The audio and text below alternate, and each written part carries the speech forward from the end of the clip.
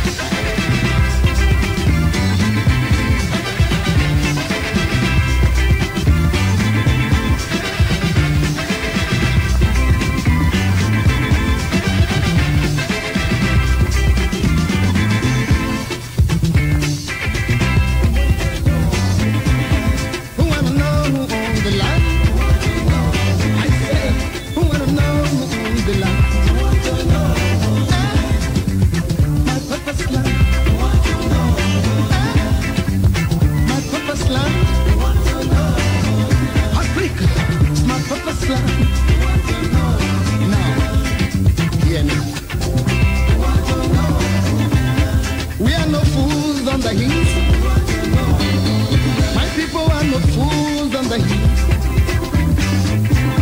You must let my people go, so we can rule from Cape to Cairo. You must free my people's hands, so we can rule our purpose land. I wanna know who owns the land. Who wanna know who owns the land? Okay, now listen carefully. Chinese are ruling the Chinese land. Japan is ruled by Japanese. England is governed by Englishmen.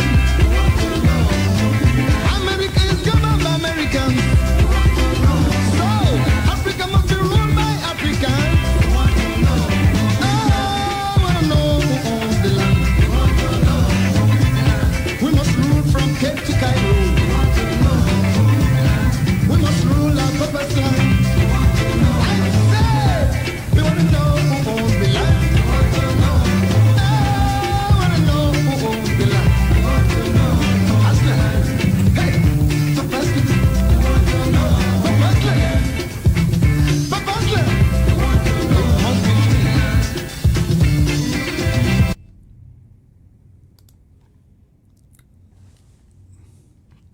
Hello, ladies and gentlemen. Good evening. Welcome to ABS Africa Broadcasting Service. I am your anchor man, Chris. I know always a privilege to come to you with what is happening, what is going on, ladies and gentlemen, in Ambazonia. Thank you for tuning in. Those of you joining all the way from ground zero, what we call ground zero, referring to the Federal Republic of Ambazonia, the territory bounded on the east by La République du Cameroon. Thank you for tuning in, and even all of you tuning in from La République du Cameroon, always a pleasure to have you tuning in. For those of you in the diaspora, of course, thank you too.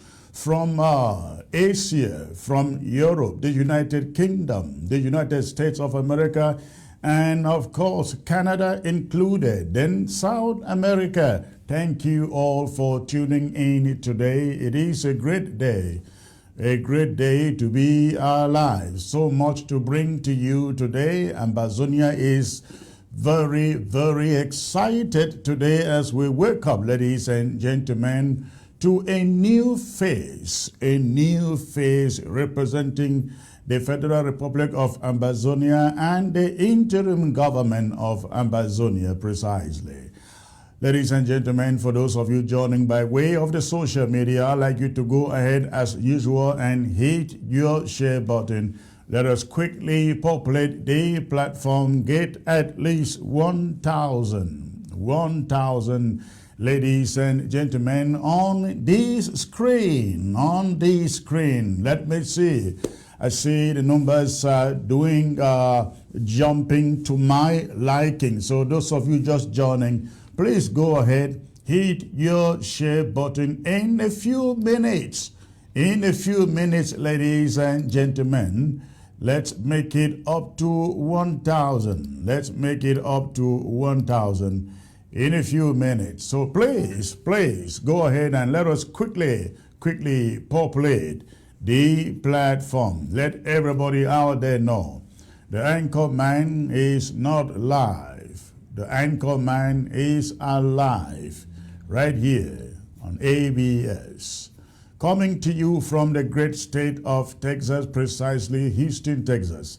Ladies and gentlemen, tonight I'm going to be bringing to you some information on some updates on the resignation of Dr. Emmanuel Tita. Ladies and gentlemen, but most importantly, the nomination and election of Iya Marianta Jomia as new president of the interim government of Ambazonia. We're going to also be talking about Samuel Sarko's continuous standing up to pretend as if he is still in charge, in spite of the fact that he has been impeached and removed. ladies and gentlemen, as president of Ambazonia. So we're going to be talking about this tonight, and I got some really stunning audios of Dr. Emmanuel Tita to bring to you now. This is very important because Dr. Tita is out there telling people that the Restoration Council presented lies. The Restoration Council impeached Dr. Samuel Ekome Sako out of sheer hatred that he saw no evidence. He was giving evidence and he thought it just wasn't enough. I really wish Dr. Tita had come out as a responsible person and said, you know what? I have a lot of pressure behind me from my family. I'm sorry, I cannot handle it. If he had done just this and walked away, I think he will deserve respect from many of us. But for him to walk away and then try to dump that cowardice on the Restoration Council is something we must prove him wrong by his own word. By his own word. Ladies and gentlemen, so I'm going to be bringing you his own words, his own audios that he left out with us. And this is also important. I like to mention this, Dr. Tita, when on the social media firing up and demanding some $500 that he donated for ABS television. Ladies and gentlemen, you did not put money in my hands, Dr. Tita, and neither did I ask you for a dime. You did it on your own. I don't know if you were trying to persuade me for one thing or the other, but you did it on your own. So please, eat your own bones. All right? So ladies and gentlemen, please quickly hit your share button. So much to bring to you tonight, and I don't want anybody to miss it. Let's get this to 1,000K. 1,000K. Get this to 1,000K. And I will come to you with this presentation proper.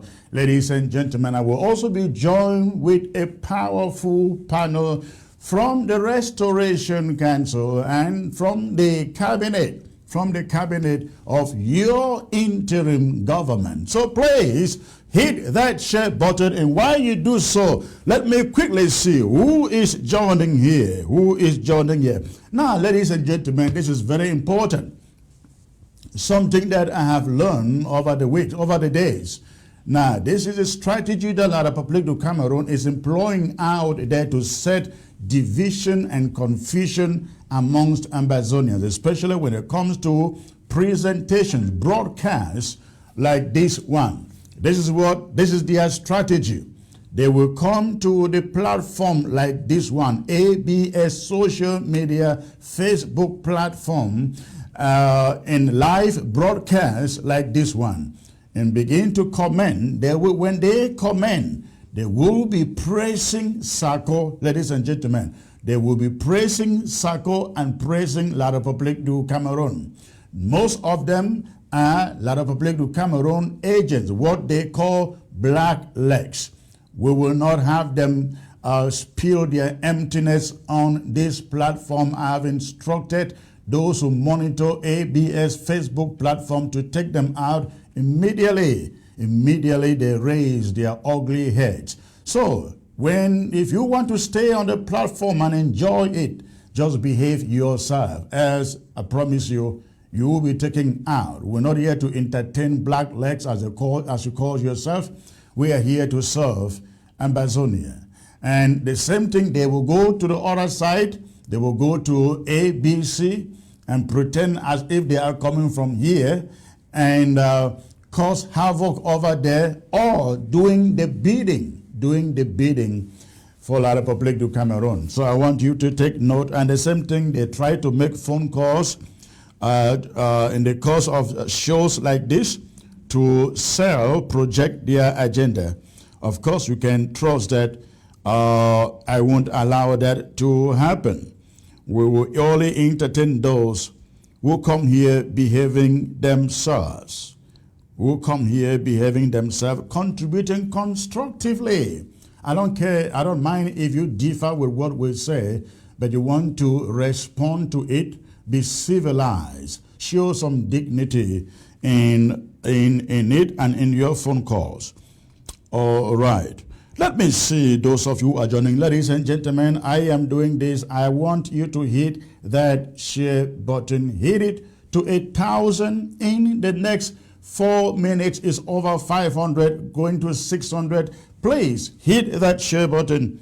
Hit that share button as you join. And let me see those of you who are joining. Nat, Black Legs with your ugly heads. You got it right, sir. Anye, I see you. I don't know what I think it's a mom here. Thank you for joining. Ambazonian, watching our anchor man. I see Eric Guan. Thank you for joining. Afontanga Valentine, I see you. Vivienne, always. That is Abidu. Thank you, ma'am. David Nkengim, always here, of course. Chenwei Fokopsen, always here too. Hyson, HKF Junior, Anchorman, our president. Thank you, sir. I see also Prince Rene. Thank you for joining. Beta Isabella, AJ Succeed, always here. Unfortunately, AJ cannot. AJ, can you comment? Because I think he's one of those who complain he cannot comment. But I see you commenting. That is wonderful. Again, ladies and gentlemen, if you cannot comment on the ABS Facebook, most people that especially our own supporters that we know out there, nobody blocked you, nobody locked you out.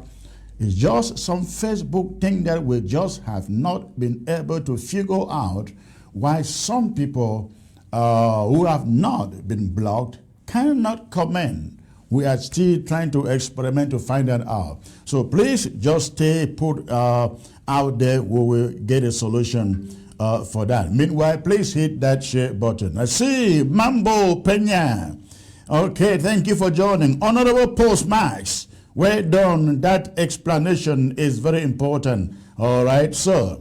I see also Margaret Tawani. All right, I see you. I see Bertrand Dayak. Baby, okay. Mercy Joe, always here. And of course, Princess Pamela Fomiam, always here too. Thank you for joining. Romos Brown, always here too. Aqua Martin Ayon, I see you, sir. I see also Vanessa Paradise is almost favored. She's always here too. Asong Fonkem, thanks for joining. Ojong Kabum, Michelle, one of those always here. Thank you for joining.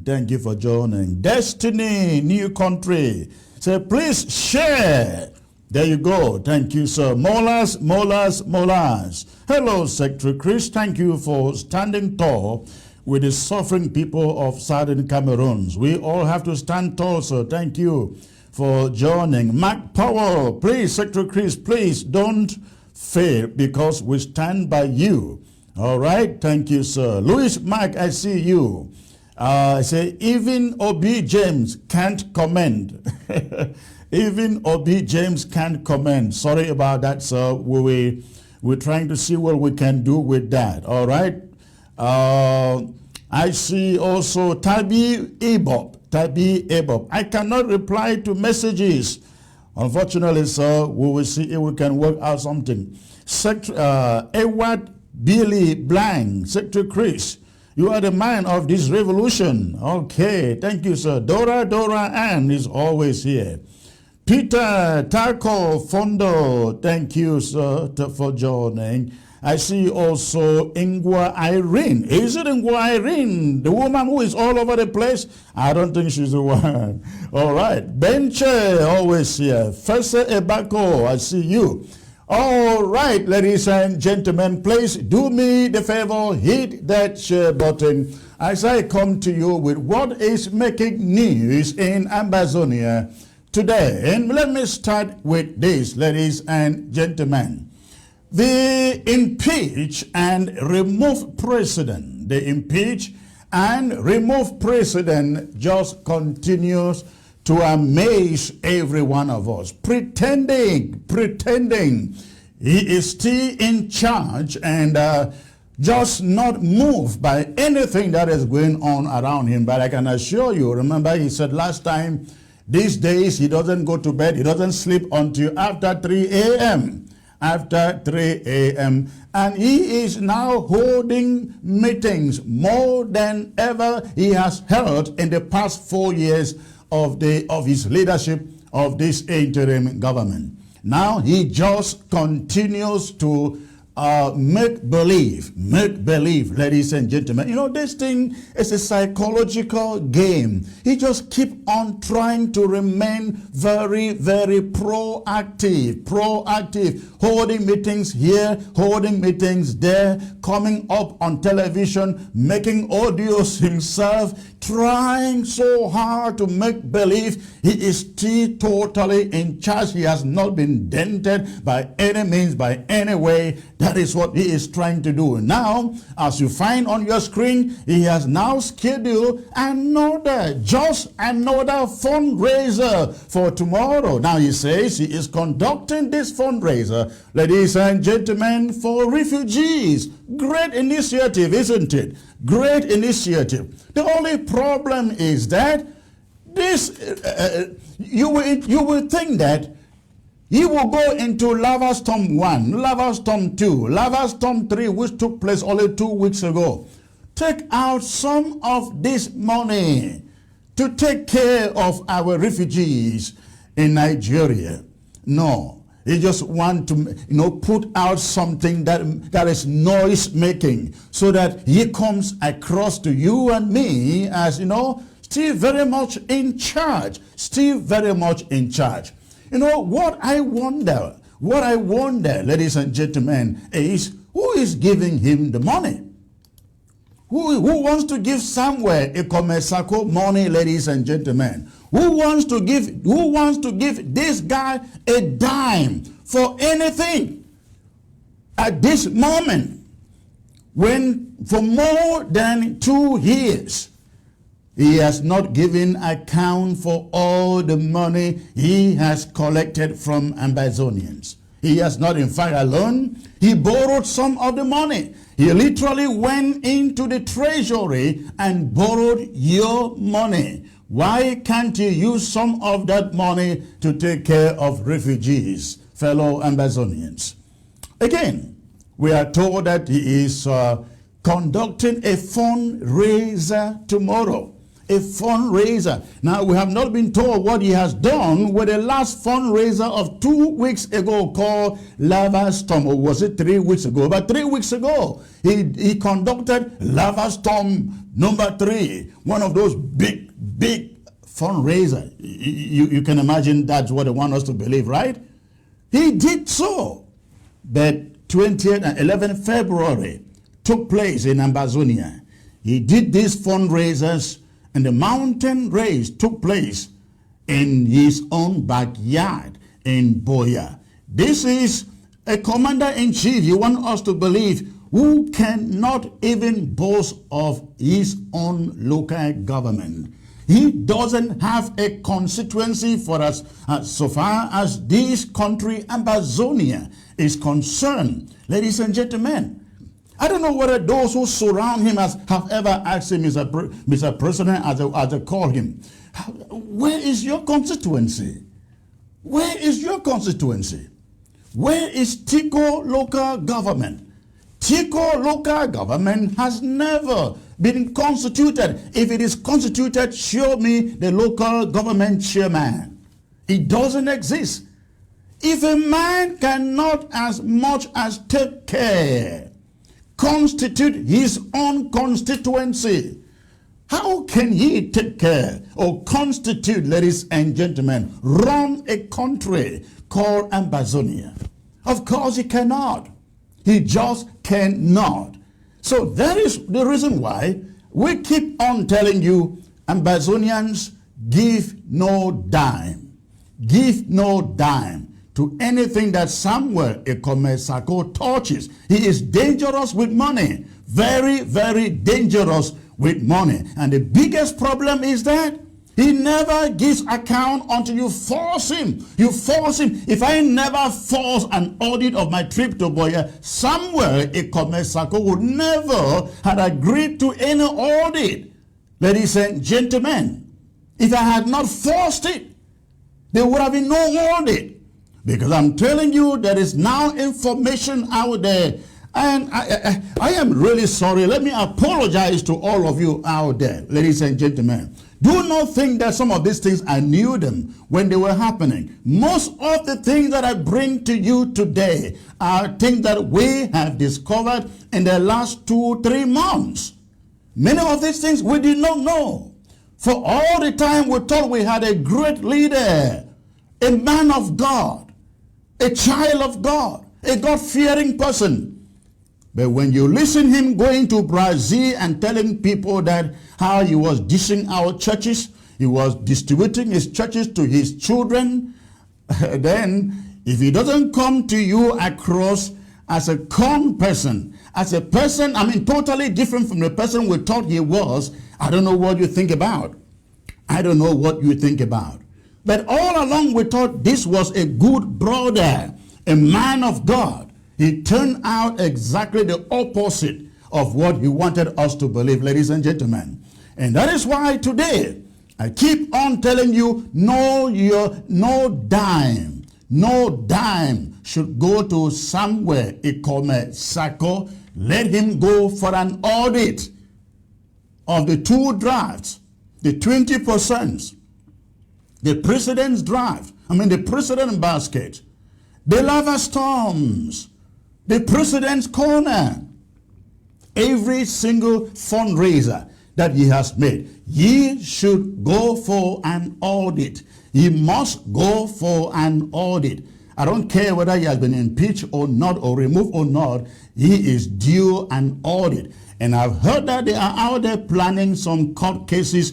I can't wait to receive your court cases, because that is where the can of worms then gets really open, really open, ladies and gentlemen. But every Ambazonian must hold Samuel Ekomesako, this head of state, former head of state, Idi Amin, you find on your screen. Every Ambazonian must hold him to account. We made a terrible mistake by having him ahead of this struggle for 4 years. 4 years. 4 years. And you con every one of us. Every one of us. Ladies and gentlemen, please, we ask you, do not give a dime, pay a dime to any cause that is championed by Samuel Ekomesako. This is very, very important, ladies and gentlemen. Now, having said so, I hope all of you get it out there. I really want to believe that you all get it out there, ladies and gentlemen. This man has been removed from power, and anybody who continues to patronize his illegalities is not Ambazonian, is not a patriot. They are certainly the business guys, the cryptocurrency guys who surround him would be the only ones who will continue to put money into his scam projects, ladies and gentlemen. All right, let me now take you to one of the most important subject of this broadcast, ladies and gentlemen. Now, you all are aware that at the beginning of this week, Dr. Emmanuel Tita Nji was sworn in as third president of the Federal Republic of Ambazonia. Dr. Tita was sworn in Maryland. He flew in from Florida into Maryland. The swearing in took place. It wasn't up to 24 hours that he sent out a letter of resignation. he sent out a letter of resignation. In his letter of resignation, ladies and gentlemen, Dr. Samuel Chita basically indicts the Restoration Council. He says he demanded for the evidence that led to the impeachment of Samuel Ekomesako, and the evidence that he was given just did not, according to him, prove anything. The evidence did not prove anything, he said. But he went further to add that, if anything, the evidence that the Restoration Council used in impeaching Samuel Ekomesako was born out of hatred and fabrications, pure lies, he said. Dr. Tita has also gone forward after my show of Monday. Was it Monday or Wednesday? My show, when is today? Today is Friday. After my show of Wednesday, to state that, ladies and gentlemen, he did not provide us with any evidence. He has said he did not provide us with any evidence,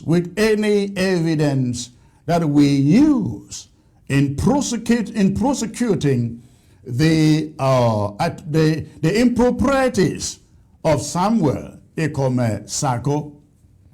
Dr. Tita is not only wrong, he is also now fabricating lies, and I mean real lies. And I am going to prove Dr. Tita very, very wrong, the kind of hypocrite that he is in this broadcast. And I wish he is watching this moment. Ladies and gentlemen, Dr. Tita himself has spoken of the evidence that the Restoration Council provided, and even went as far as questioning why any Ambazonians should be demanding to see the evidence that the people's representatives have provided. He questioned any Ambazonians. That was when he was accepting the leadership of the interim government. He questioned, he basically told everybody he has seen the evidence, he has been shown the evidence, and nobody should question it. So, the very idea that Dr. Tita will now be running about, storming the social media with, oh, they are lying, Chris Anu is lying, ladies and gentlemen. The only liar here is Dr. Tita. And I am going to show you some of the evidence. I stated on Wednesday, ladies and gentlemen, that Dr. Tita again provided us with some of the evidence with which we have used to prosecute, ladies and gentlemen, Samuel Ekomesako. But Tita came out and said, no, he has never provided any evidence. He did not provide yours truly with any evidence, he said. Now, I'd like you to watch this, ladies and gentlemen. I'd like you to watch this. This is the evidence coming from Dr. Tita. This is the evidence coming from Dr. Tita. Now, if you can check this on your screen, look at his name there, all over the place, ladies and gentlemen. These are messages sent to yours truly by Dr. Tita Emmanuel. Right here you can see. Great, please give me some time. Let's first get as many as possible of them. Then we can start classifying them in order. That is Tita writing. He is saying to me, please give me some time. I need to get many more of this evidence as much as possible. Then we will start classifying them. Now he is responding to me after I wrote to him and said, give me a little more insight to the businesses who belongs to which Now, if you look at here, ladies and gentlemen, you can see some of the businesses in which Sako was investing. Sako was investing in these businesses, and Emmanuel Tita carefully sent the links of those businesses. Look at that. Look at that. He carefully sent the links, all these, ladies and gentlemen, to me as businesses in which Samuel Sako had investment. Again, he provided this. His name is right there. You can see Tita, Dr. Tita there with a link. You see Dr. Tita here with a link. Now, if you go back up here, ladies and gentlemen, now there is also this receipt that he provided. Where is it now?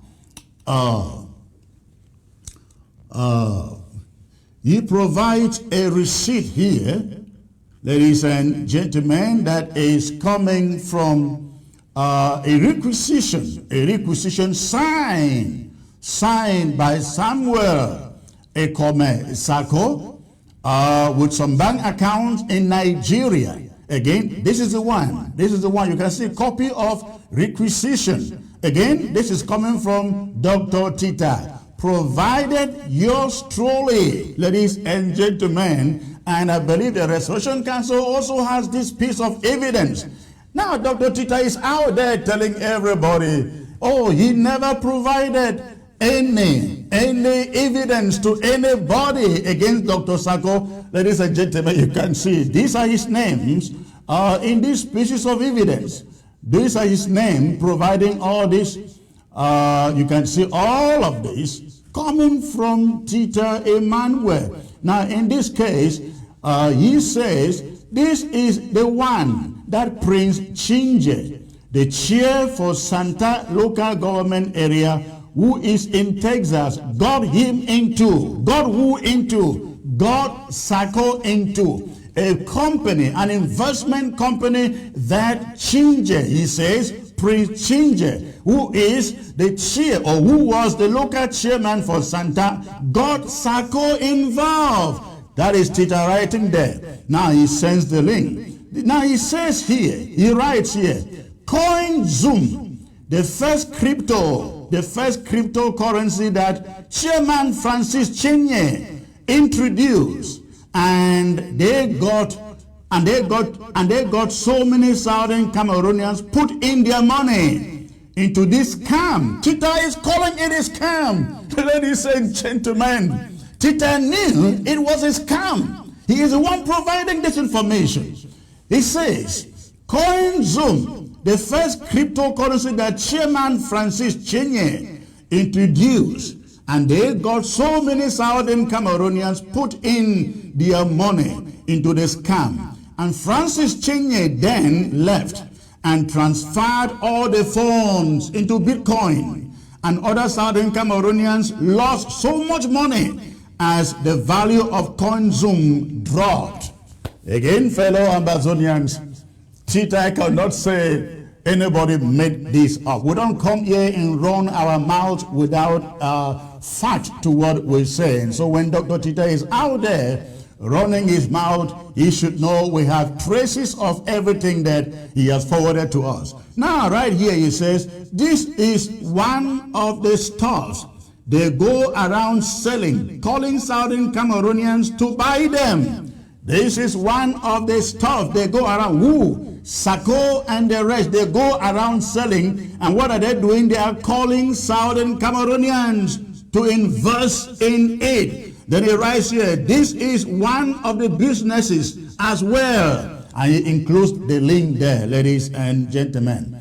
There is so much, just so much there that I can't even go into all. Everything you see here is communication between yours truly and Dr. Tita. This is another one where you reference Paul Nilong. Paul Nilong. He says, officially here are the names of the seven Restoration Council members that will vote against impeachment. Because he was still with Sako, he was communicating with Sako, ladies and gentlemen, and then communicating, bringing the information to us. Look at all the information that Tita is forwarding. Look at that. He was the one forwarding the impeachment records from the Restoration Council to Ambazonians. Look at what he forwarded to me, ladies and gentlemen. But he is out there trying to get everyone to believe that he has been framed up. No, Dr. Tita has not been framed up. He actually framed up himself. He framed up himself. Now, ladies and gentlemen, I'd like you to sit still. Listen to Dr. Tita. Listen to Dr. Tita in his own words. Now, this clip was sent to me just this morning. The title there is Coward Tita. Coward Tita. I don't like that. I didn't write that. So please don't put it on me. I'm just playing it the way it came to me. But listen, please.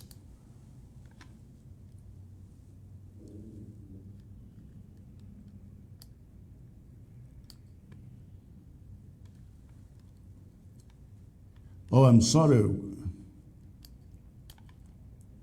Honorable Pastor Ginny, for giving me the floor to speak. Greetings, Honorable Chairman of the Restoration Council, the Vice Chair, Honorable members of the Restoration Council, my respect to you all. Cabinet members here present, members of government, county, LGA, countries, and regions, my respect to you all. All the defense rep that are present in this meeting today.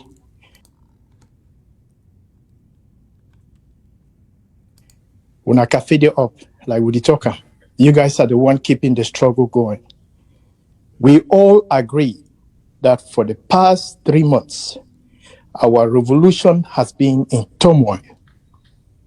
The leadership crisis we've been facing in this revolution has affected all of us significantly. Talk less of our brothers and sisters in Ground Zero. I am extremely grateful for the work the Restoration Council has done in an effort to bring in sanity to this revolution. We still have a lot of work to do. I strongly, really appreciate the work of the Restoration Council. And I must say that one thing I will clarify here is that because there's a perception out there that Dr. Sako is the interim government. No, he's not. No, he's not. No, he is not. So we need to get this really clear out. And I got some concerns from some fellow comrades about the decision that the Restoration Council made to impeach Dr. Sako and to remove him from office based on the allegations and evidence that they had on their table. Some people were concerned about not seeing those evidence. And I cleared it out, and I made me make it here and clear. The Restoration Council is working within its constitutionality, within its term of reference. So what does that mean? If our fellow comrades at the Restoration Council has sat down and looked into an issue and have made a decision that is good for the revolution, that is what is good for the revolution. That is what is good for the revolution. If our colleagues of the Restoration Council have sat down and looked into an issue and look at the evidence and determine that is what is good for the revolution, so be it. That is Emmanuel Tita, ladies and gentlemen. Remember, he is out there saying, no, all the evidence, the impeachment and the removal was instigated by hatred, and everything they put out was fabricated. Now, he is making this statement only the day, I guess, after he was chosen president, having, I guess, seen the evidence. Ladies and gentlemen, now continue, listen to him. So if the Restoration Council was to make a decision today about the struggle, that should be constitutional. But let me get back to the main point of today. Today, whatever decision we make today must be focused on resolving the problems that we have both in the diaspora and in ground zero. Within these past 3 months, the diaspora has been divided completely. They have blackmailed fellow comrades. A group of individuals have blackmailed fellow comrades that are volunteering their time for this revolution. Their names are all out there. They've been called all sorts of names. So whatever decision the Restoration Council makes, it should make sure that, so even though some of those allegations or those blackmailing that they have out there is false, we don't support any of those things that they're making, because that will only propagate and continue the divide. Let me tell you, this has been going on for 3 months. Let me end it there, ladies and gentlemen, and then bring you yet another audio, another voice of Tita. Listen to this. Thank you, Chairman Mas. Thank you for doing such an excellent job and for always being there for the Amazonian people. Madam Vice President Iya Marietta Njoma, honorable members of the Restoration Council, Vice Chair of the Restoration Council, counties and LGAs here present, countries and regional representation here present, all members of government here present, our prisoners, our refugees that are all suffering, fellow stakeholders, I greet you all. Today, it's a new day and a new dawn for Amazonia. There is hope for all of us to liberate homeland. I will sincerely thank the Restoration Council for making every effort to bring some sanity in this revolution. You can hear that, ladies and gentlemen. I will sincerely thank the Restoration Council for bringing some sanity. And what does that mean? He is referring here to the impeachment and the removal of Samuel Ekomesako, whom he now claims was taken out of hatred with fabrications. That is him. Listen to him, ladies and gentlemen. Listen to Tita. Brought this struggle down for the past 3 months. The Restoration Council has gone into work days and night to make sure that try to find a solution to our problems. Today, we now have a new leadership in the Ambazonian at the interim government. We are sincerely grateful for the work the Restoration Council has done. What do you make of that? What do you make of these constant appreciations of the Restoration Council?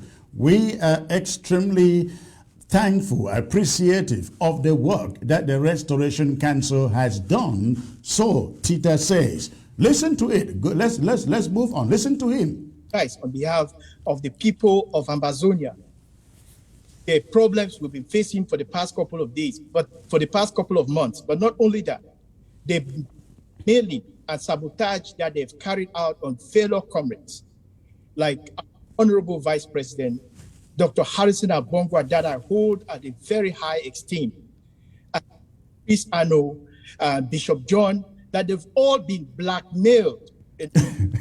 Now, that is Tita. That is Tita, somebody now apologizing for all the blackmail. He said they, that is including him, were all carrying out against former VP Abongwa, Giostrole, Egiawan, and the rest. That is him apologizing with in his own words. Listen to him. For the Ambazonian people. But this is a new dawn. We have to work together collectively to make sure that we liberate homeland. There will be no dictatorship in Ambazonia. Our institutions will always do their job, and we'll always look forward to making sure that the things are done appropriately in the right way. Please, without really taking too much of your time, I'm begging on all our counties and LGHS, all our countries and regions, all the stakeholders of this revolution for us to get back together and start building collectively so we can free homeland in the soonest time possible. On that, I would like to usher in our Vice President. Calling on the county chairs and the LGA chairs to all quickly come back home and let us build homeland together. Ladies and gentlemen, those are the words of Dr. Tita Emmanuel. By himself, you judge for yourself. You judge for yourself. Now, after saying all of this, he flew in to Washington, D.C. last weekend for his inauguration, and it became a nightmare. I have never been embarrassed in my life going through what all of us who were there went through, ladies and gentlemen. It was a whole different Manuel Tita, a completely different Manuel Tita in Washington, D.C. at that inaugural. He came back the day after the inauguration, ladies and gentlemen, and put out a resignation letter in which he now indicted the Restoration Council, indicating that the evidence that the Restoration Council used to impeach and remove Samuel Ekomesako were all fabrications. But I have just played these tapes here so that all of you take a listen. He starts by saying that nobody, and I mean nobody, can challenge the Restoration Council for what they did on behalf of 8 million Ambazonians. Then, acting as a coward that he certainly is, ladies and gentlemen, he pulls back, and now every reason why he resigned as president of Ambazonia is because of the Restoration Council. He denies the evidence that he provided us, ladies and gentlemen, with which we prosecuted Sako Ekome Samuel. The evidence is out here. In Dr. Tita, there's nothing you can do about it. They are your own words, they are your own actions. Now, I am joined, ladies and gentlemen, by Dr. Atienjo. Dr. Atienjo was one of those in Washington, D.C. who actually picked up Dr. Tita from the airport on was it Sunday or Saturday? Was it Sunday? On Sunday, last Sunday. He stated that, in fact, when I got there, he was the one who picked me up at the airport. The first thing he said to me was, I just picked up Dr. Tita. And Dr. Tita for almost 5 or 6 minutes would not say a word, would not say a thing. He was shocked what had suddenly happened with Dr. Tita that he wouldn't say a thing. The only time when he was ready to say a thing, the first thing he said was, he is under tremendous pressure. His family is his family is facing tremendous pressure, and he said, I have never been attacked this much in my lifetime. For the attacks I have received for the past 5 days, he said, they are terrible. Now, let me bring Dr. Atienjo here. Dr. Atienjo, it's great to have you, sir. Good afternoon, sir. Good afternoon, Secretary Chris. Thank you for bringing me on board. It's a pleasure coming on board once more to talk about important issues that are actually piloting our revolution forward. Thank you. Thank you. You picked up Dr. Tita last Sunday for the inauguration, and you told me when you picked him up, the man virtually was a dummy. He wouldn't want to talk. And that is not how you've known him. Tell us what you saw, what you experienced, picking him at the airport that Sunday morning. Actually, let me go back to disprove a lot of Ambazonians who are sitting out there in disbelief. This was Dr. Tita's itinerary that he sent to me before he left, after he booked up his flight. And then if you go forward, you're going to see the details of the itinerary. And here is Dr. Tita in a plane.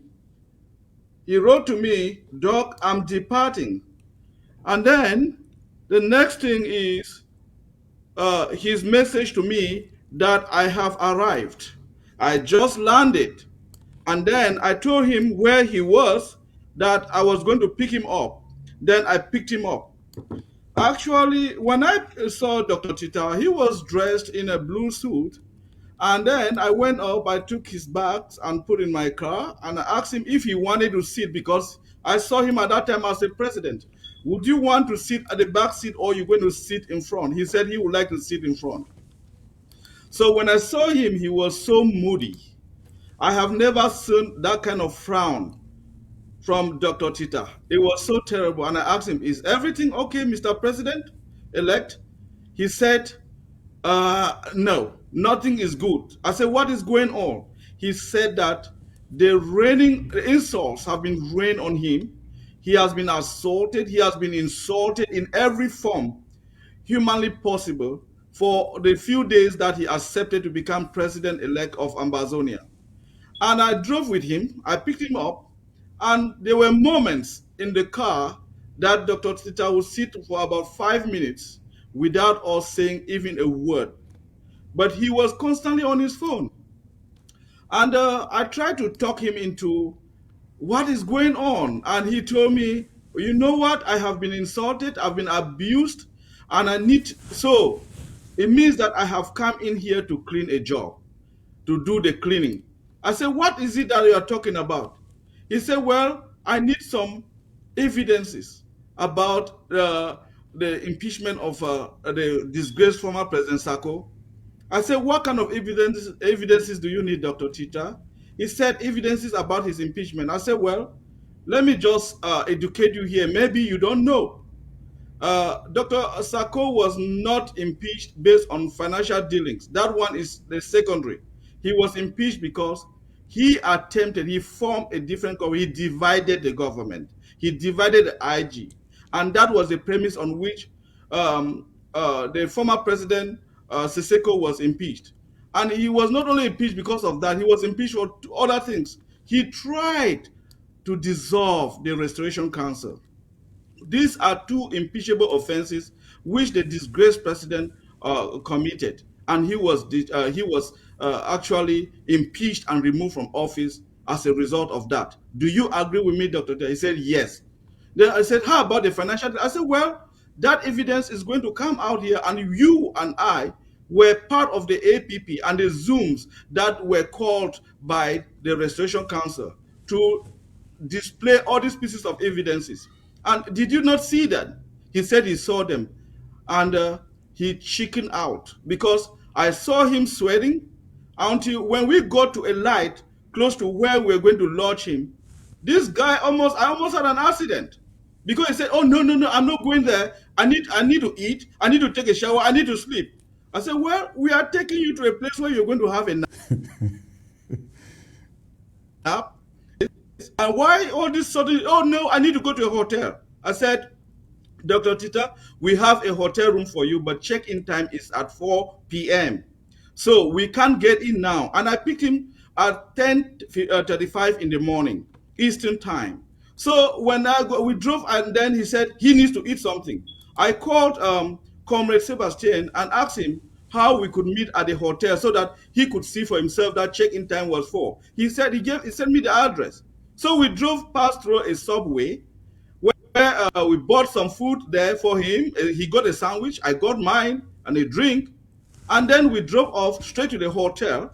And when we got to the hotel, we were so embarrassed, even though I was not embarrassed because we had already told him we knew what was right. We told him that check-in was at 4. And the lady at the front told us, I remember you.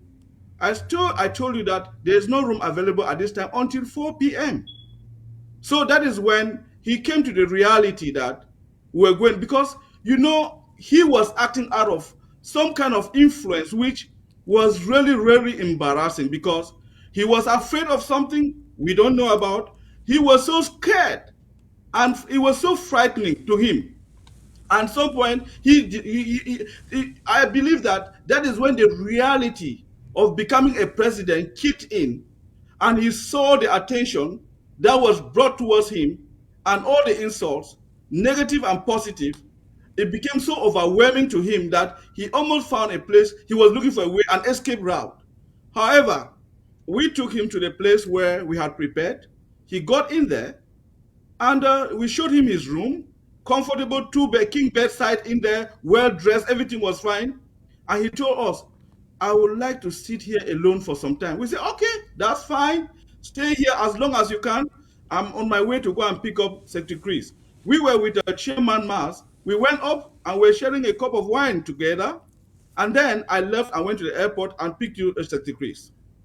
So the fear that I saw in this young man was so terrifying that I reserve my comments, because there's something here that I search. I'm a psychiatrist. I see people like that every day who behave like that. And I'm not giving a diagnosis for him, but I would suggest something for him. Thank you. We are also joined here by the Honorable Alfred Njini, who is the spokesperson for the Restoration Council. Now, Tita has also made quite a number of allegations slamming the Restoration Council to the effect that all the evidence that the Restoration Council used in the impeaching and removing Sako were fraudulent and pure lies, and out of hatred, he says. Let me get to the Honorable Njini, if he may tell us. Honorable Njini, it's a pleasure to have you, sir. Did you people make up evidence with which to impeach and remove Dr. Sako? What an interesting question, Secretary Chris. I'm excited to be here this evening. Today, thanks for having me. Greetings, Dr. Atienjo. It's good having you and sharing the platform with you today. And special greetings to all Ambazonians, and especially to our patriotic restoration fighters who are, risking their lives day after day for the liberation of our homeland, and especially those who are watching us from ground zero. Secretary Chris, let me begin by saying, I don't know whether to attack you or what, to say you are smart or you're strong or whatever. I'm surprised to see the images, the audio you just played here, and then the images, because I didn't think that anybody had the same images than me. I'm really surprised, And they are when Ambazonians who were like doubting, being manipulated, because we have a law, I would say thousands and millions of Ambazonians who are highly manipulated, because what's happening with those who are following the former president is not normal. There is no normal person on his senses who could still be thinking and talking and behaving the way some of them are doing, if not hypnotical power and control over their minds. But then the clarity of knowledge and information shines a light, to clarify those who want to benefit, for the benefit of doubt, to save them from anything that happens. Because when you follow a man, you will end where the man will end. That is true. Talking about the fact that Dr. Tita, we have accused the Restoration Council of having no evidence of impeachment. It's a fatal lie. It's a big fallacy, deception. Unless a man deceives himself. When I was reading through the letter that they wrote to the Restoration Council, actually the chairman and one of the honorable, talking about sabotage and blackmail to those who fall out with you along the line. He said he has become a topic of conversation. That is true, but I want to let Ambazonians know that he is the one who fall out with the Restoration Council or fall out with the people, not the people falling out with him. That is true. This is somebody I known and I respected. The audio you played here was in the day where he was elected to be the interim president. And I was wondering when I saw that letter, that's not the first, the resignation, the claim that there was nothing or allegations, all but trying to tarnish the image of somebody or build on lies. I would say that this somebody, without being conscious of those evidences that I showed here, the ones I had was not whatever you were showing here. And you were showing at a personal level. And this is just a tip to let Ambazonians know and know that they are highly manipulated. Because when you follow through here, all the things that is pointed out, from the audio to the video, I have them all. I have the audio, I have the video, all those things. That's why I'm saying I don't know how you have any access to my gadgets, and you can enter and come out without anybody knowing. I need to be careful with you. Yeah. So that is it. When you follow through for those speeches, because if you were only to be those speeches, I contemplated. I said, but I followed through those speeches over and over. the day of his election, the day of the presentation in the People's Constituent Assembly, the APP, and those two speeches. I was wondering, was this guy on his senses and has something gone wrong with him? This is the truth. As he testified, and you're bearing the witness or whatever Dr. Chenjo is saying here, who bore witness in the minutes before the swearing in, something all through here. He didn't only come through physical attacks, but has come through high level of manipulation and I want to say spiritual manipulation and hypnotical control. That is true. As we are speaking here, last evening he was dining with the former president, in a meeting where he was being cheered up as a patriotic Ambazonian here and there. But evidently, everything is going on because even like Dr. Chenjo said here, the reason why we impeached Sako was first because of the violation of the very constitution he is claiming to want to interpret to people and has become an expert from nowhere, trying to distort what is not there and to fool people who will not even want to read through. And they are able to carry a message and run through in deception without following through with the tone of the constitution and all that it embodies. Now, so there were a lot of things, that were impeachable. The fact that he has been trying to break the IG, the fact that he has divided the Constituent Assembly of the people, the fact that he tried to ban, dissolve the Restoration Council, and this financial allegation and every other thing, we have the bundles of it all together. And bet me, very soon, we are going to release them out. We didn't want to release them in patches or pieces. We want to release the bundle for all Ambazonians to see, because there are always Thomases who want to see before they believe. So for him to begin to claim and then risk to go on social media, exposing himself, he is the one sabotaging himself, blackmailing himself, because everything is evidently just this audio, just this video, beside those evidences that you have of your communication with him, enough that speaks volume. It would have been better with him, as my last information about him was the fact that where are you now? What are you thinking now? I just want to play cool. I just want to reserve myself, hold on myself, and see. I'm surprised that he was now dining his day and trying to do what he's doing. Because the next thing which I like him to know, and those who are advising him to know, is the fact that these guys are trying to use him. The next thing is that they call him on TV to come and make a fool of himself. And at the end of the day, all things play back on him, because at the end of the day, dump him. He has no sense of his own belonging here and there. Because in his letter, when he read, he talks being an aspirant for democracy, meaning he has hopes and a projection for the future, and is passionate for the liberation of the whole land. That is true. As a young man, being a young man the way he is, he should be more dynamic and more committed to the cause more than some of us. And this is a challenge. So it's a fallacy. It's a big deception. And I don't know whether to say foolishness to want to say the Restoration Council, because he said it categorically that for the last 3 months, the struggle for our liberation has been on a down turmoil. And, and if not from the Restoration Council, he said, "Una cafe day up." That was it. He said, and then say categorically, Dr. Sako is not the IG, and we cannot leave things. If you were to follow that video from the beginning, you say, no, we cannot tolerate this, and this is enough. Say it's a new dawn for Ambazonia. He defended the investigation. So I'm shocked to hear that here, and it could be really a very embarrassing and dampening of his own person. It can never be about the Restoration Council, because Ambazonians who were manipulated came back to their senses and know what the Restoration Council is doing up to now, and are determined to do up to now until tomorrow. That is the truth. If we remain, whatever number will remain there, thank God we are whatever they can think, imagine, as they are being told out there. We don't form a call. We are more than that, and we are determined to stand on the side of truth, to speak it loud and clear wherever. If I may ask, Tita has said he looked at the evidence presented for the impeachment and realized that they were all fabrication. Did he ever, in the process of being voted for president, request to see any evidence from the Restoration Council? Yeah, the vetting was not a general thing. It was by key members of the Restoration that spoke with him, and follow up, and everything when he came in for that evening, where you got the audio and I have the video, he was speaking and affirming what the Restoration Council has proven to him. He says it's too categorical that we have come here, and he's applauding the effort of the Restoration Council for all they have done to.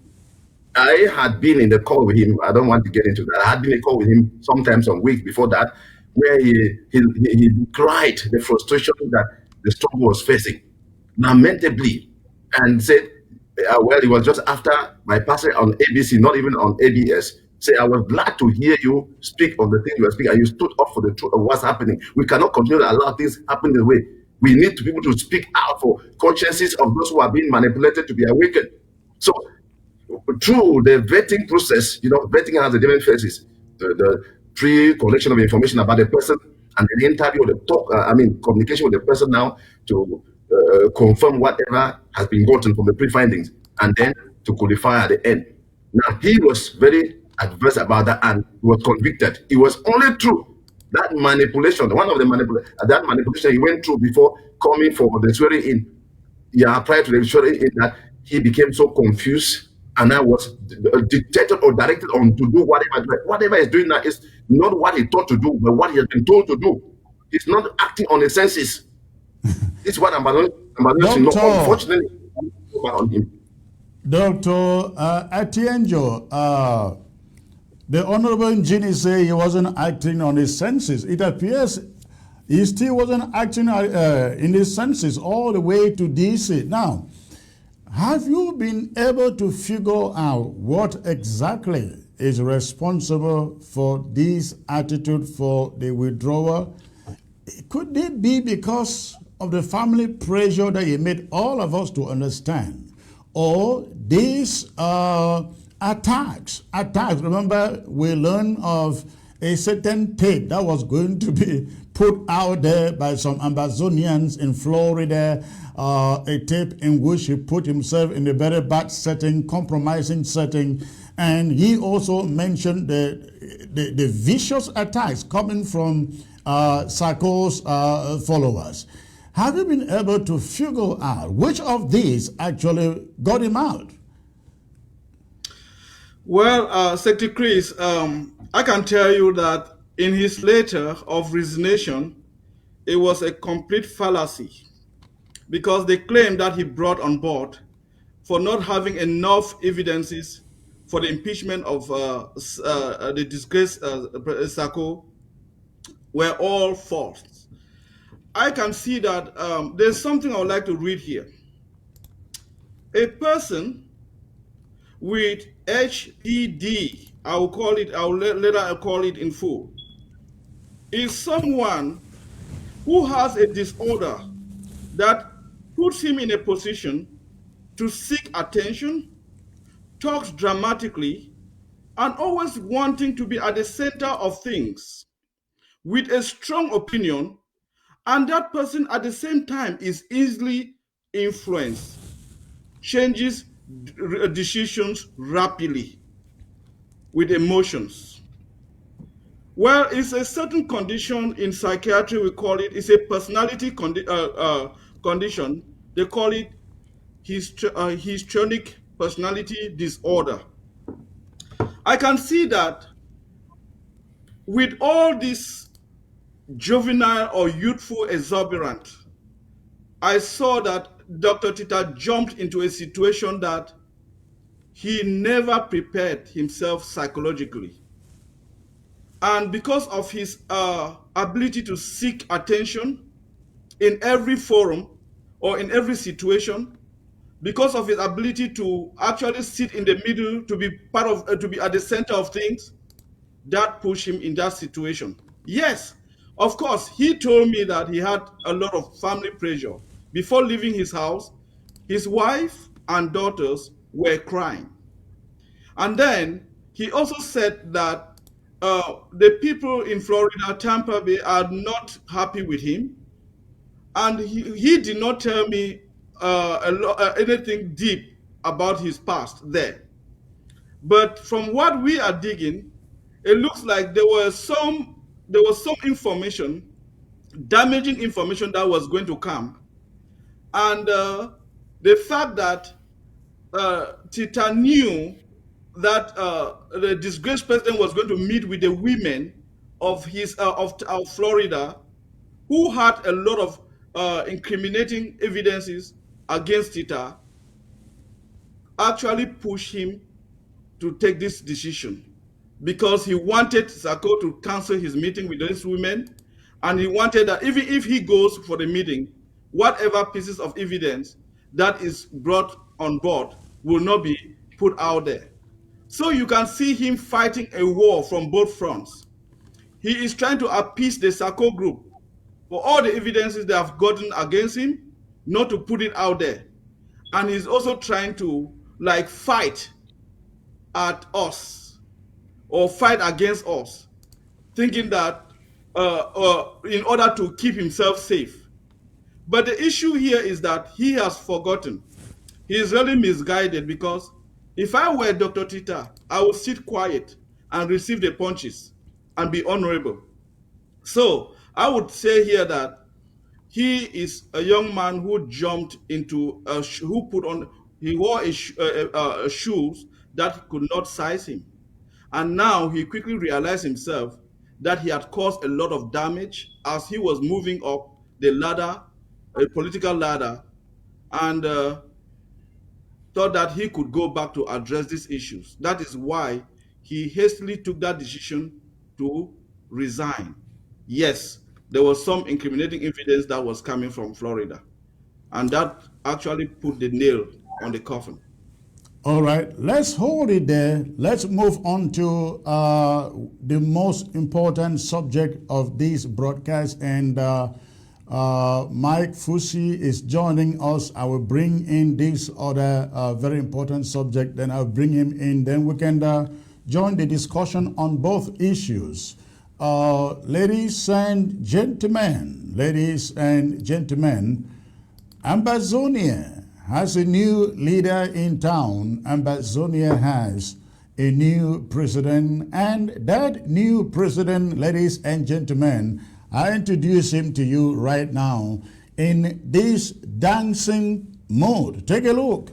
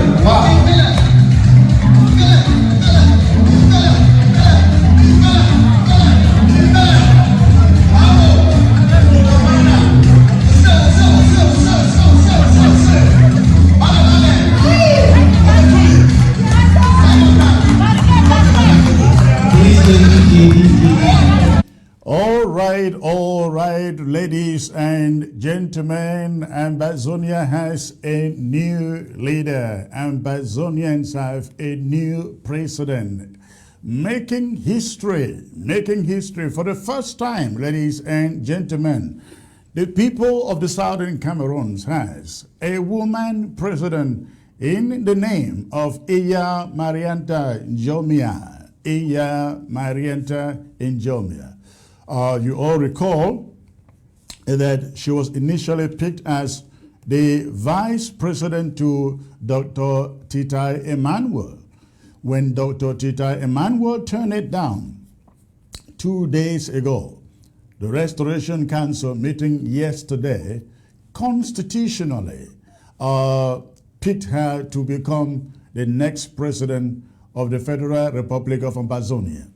She is picked to be there for a transitional period of 4 months until elections are conducted, ladies and gentlemen.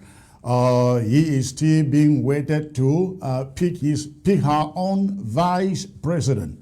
Until becoming vice president to Dr. Tita Emmanuel and becoming president yesterday, ladies and gentlemen, Iya Marianta Jomia was the Under Secretary in the Department of Education here at the interim government. She has served in this revolution from day number one. Very early in the struggle, she was the one who was leading England, leading the United Kingdom, ladies and gentlemen, leading all of Ambazonians in the United Kingdom, rallying them out for protest rallies and petitions at the quarters that matter. So she is no new person. In this struggle. She's also been the European leader, Ambazonians' European leaders, for quite a number of years, I believe. And now the mantle has fallen upon her to take over the mantle at the helm of the interim government. And so going forward for the next 4 months, she will call the shots here at the interim government. So, ladies and gentlemen, it's a privilege for me to present to you today Lady Iya Marianta Njomia as President of the Federal Republic of Ambazonia. She is married with children, a teacher by profession.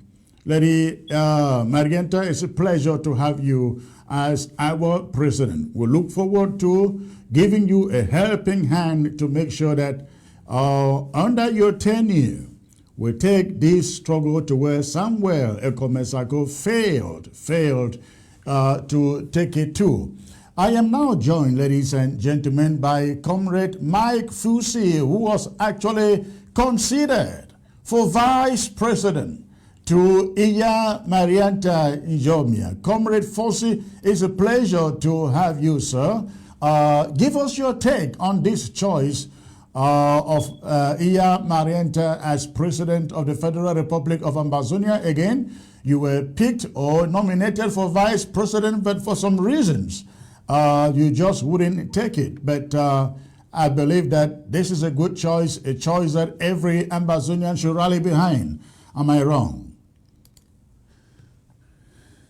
Yes, Secretary Chris, I'm glad to join you again this afternoon or evening on this ABS TV to again try to spread the news about our struggle and especially to welcome our new president, Iya Marianta. Well, with regards to the choice of Iya Marianta, I think I made a statement earlier that gold or diamond is not easily mined. You know, you have to dig deep to find it. So, being that we had to go through everything that we went through to find her, she's a jewel that we were able to bring up. And I believe that she is the right choice at this time, especially being a female, and that she will bring a new perspective to the leadership structure of this interim government. I think men have had their opportunity for quite some time, and they have not quite delivered. So I think it is time for a woman to take the lead, and maybe she is the one we've been waiting for. So I'm very optimistic. She's been persistent. She's stood up for the truth, even in the interim government, the former under former President Sako. She's one of the first that spoke out against all of the things that were not going on right in that government, and of course he was chastised and pushed out. So we are very glad to have her heading our government at this time, and I cannot be more optimistic. Yes, as you rightly mentioned, I was one of those named to be her vice president, but for reasons that I won't like to go into here, I just could not accept that position at this time.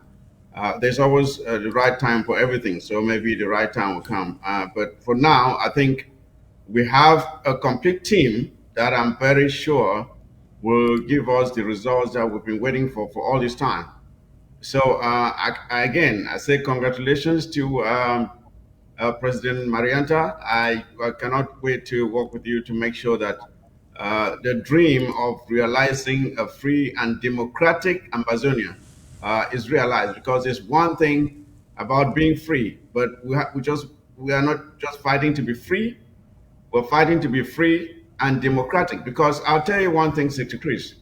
I'm sitting here right now, and because of the benefits of that I have received from democracy. Without democracy, from my own humble beginnings, I cannot have imagined that I will be here right now.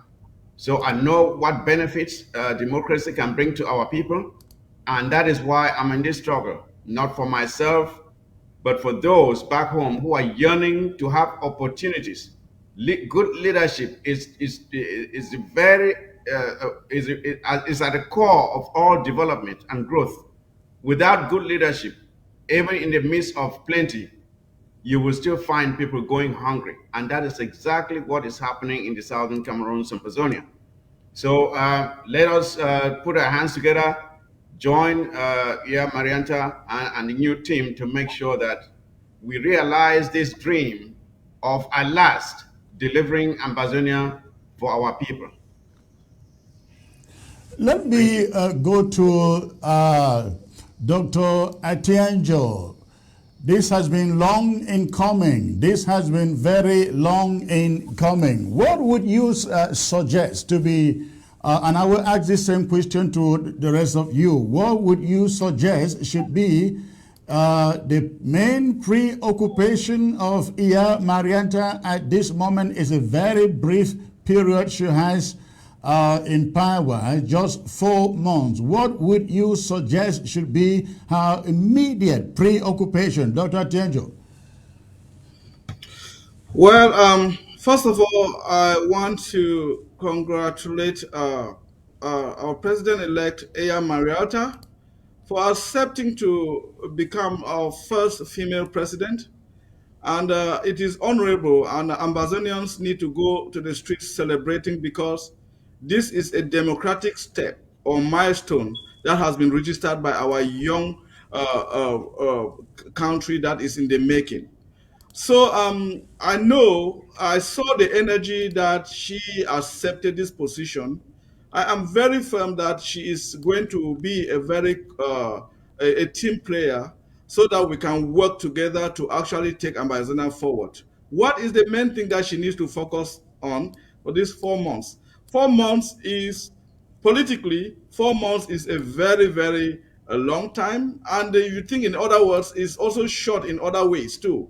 So, but one thing that is very, very important for the president to take or to embark on is to connect with ground zero.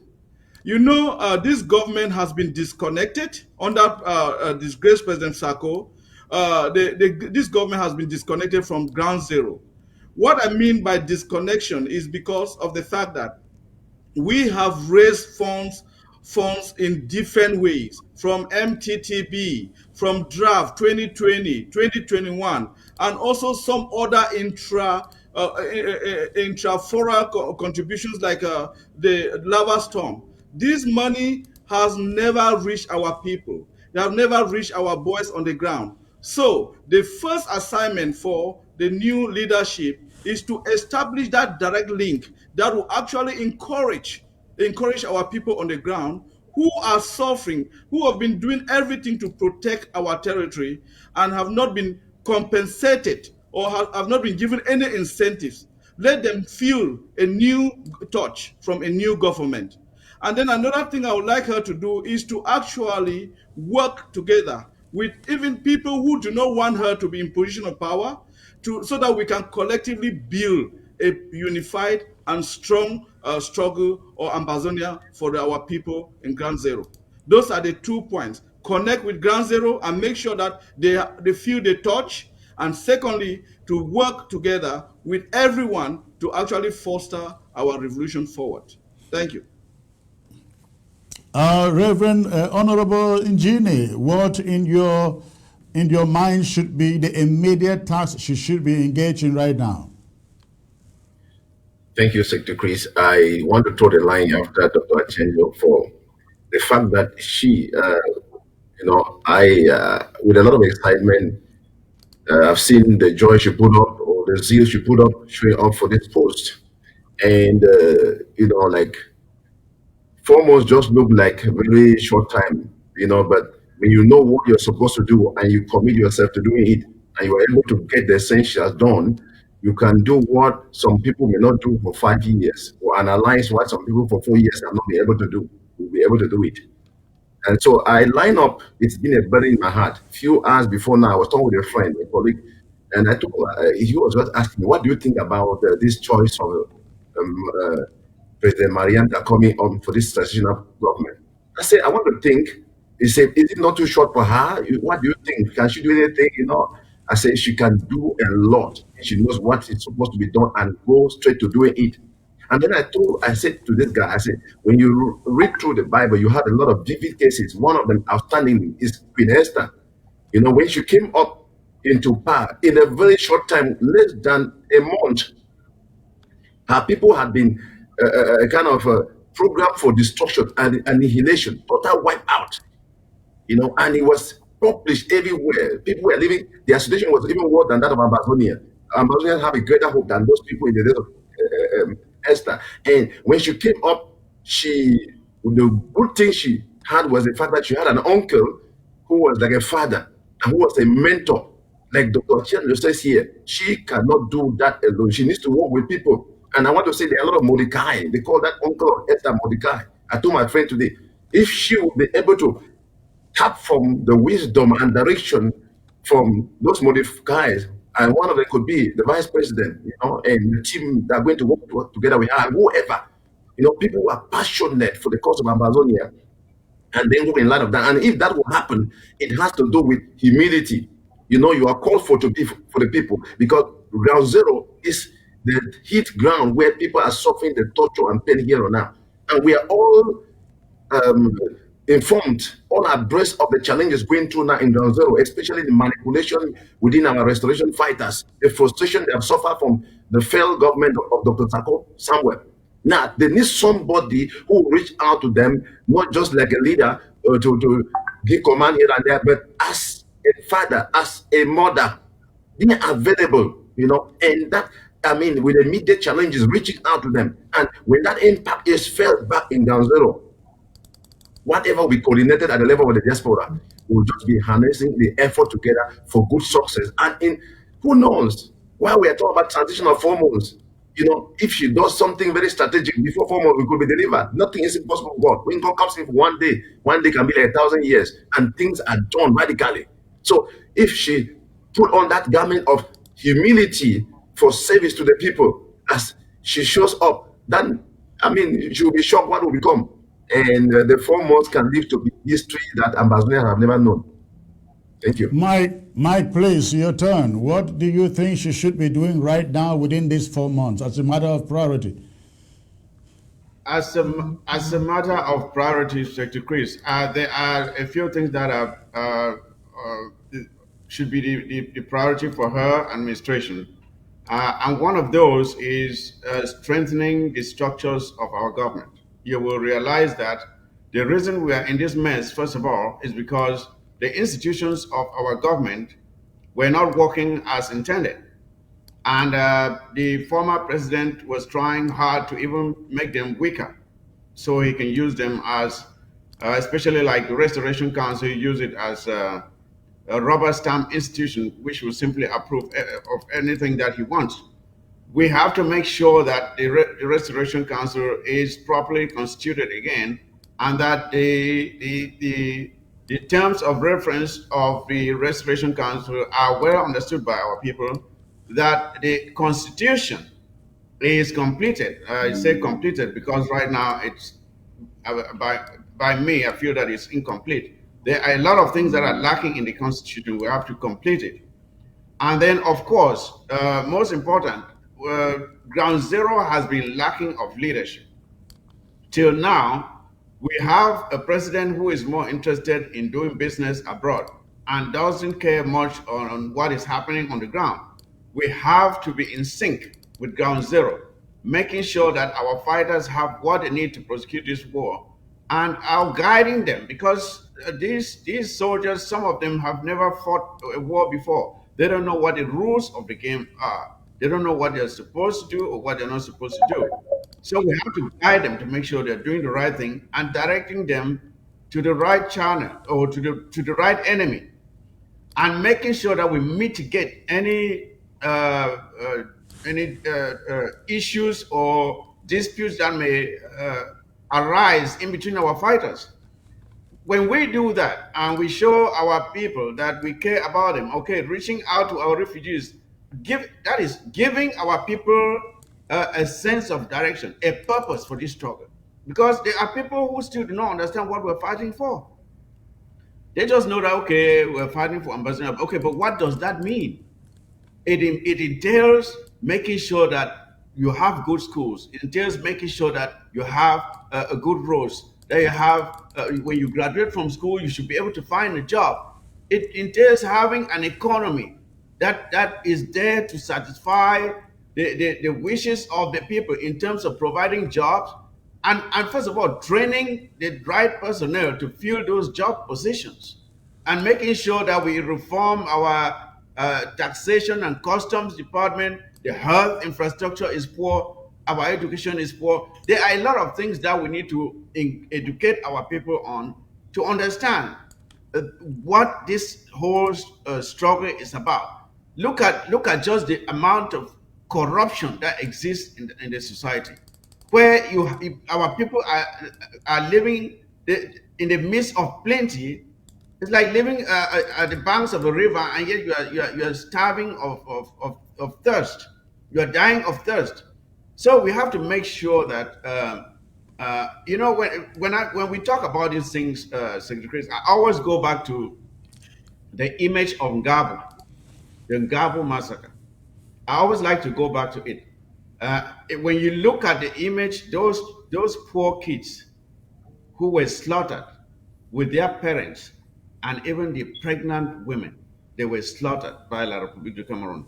Why did they think they could do that and get away with it?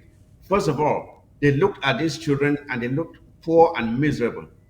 They didn't look like there was anybody who could stand up for them and defend them or fight back, even through the judicial system, as bad as it is. They knew they could just kill these people, bury them in a mass grave, and walk away, and nothing will happen.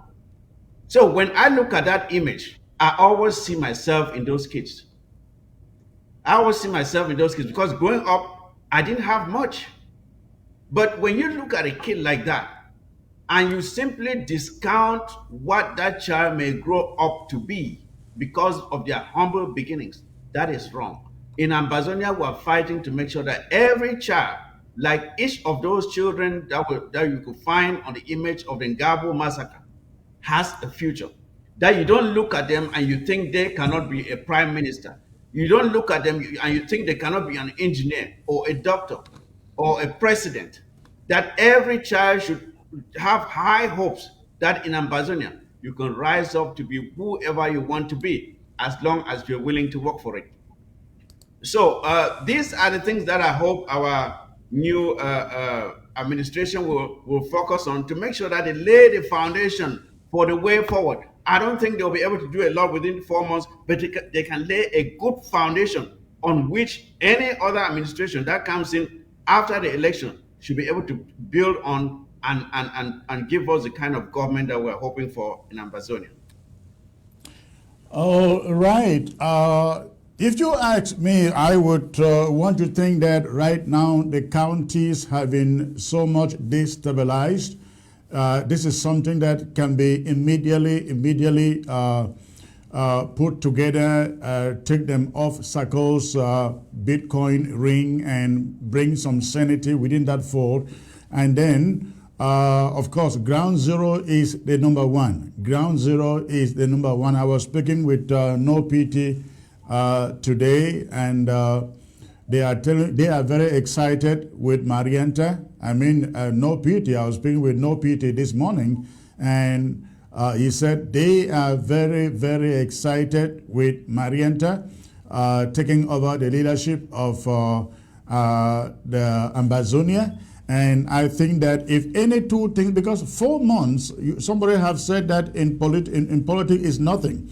So ground zero, bringing back the counties together and letting them know that, focusing on these two areas, I think if she does that, she may have brought some immediate stability on ground zero and in the diaspora, so that whoever comes in next doesn't pick up the crumbs, picks up something that is already trying to function. Dr. Atienjo, let me give it back to you.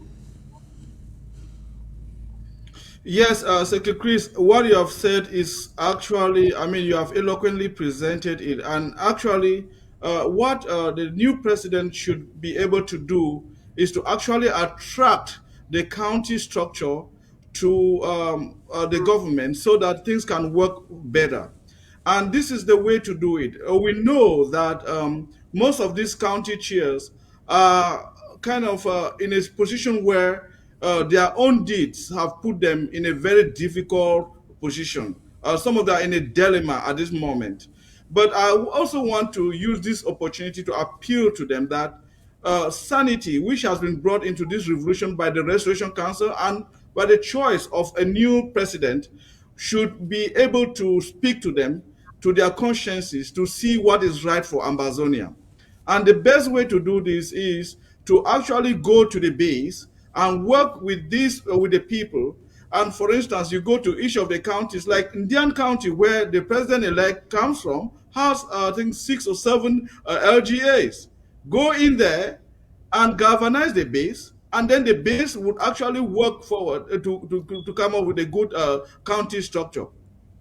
And I know that she's going to face some resistance. Like from Momo, where I come from, Momo is having 2 county chairs. One of them is the illegal county chair who was brought in by the scheme of the disgraced former president.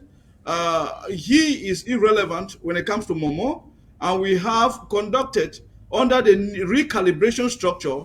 The LGA has been constituted.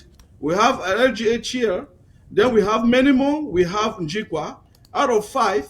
So these 3 counties, LGS could come up with a structure, a county structure, which is already in place, led by Chairman Patrick, and we have 3 on 5. Go to Mezam, the same thing. Go to other counties, the same thing. If there are some people resisting, they will follow later.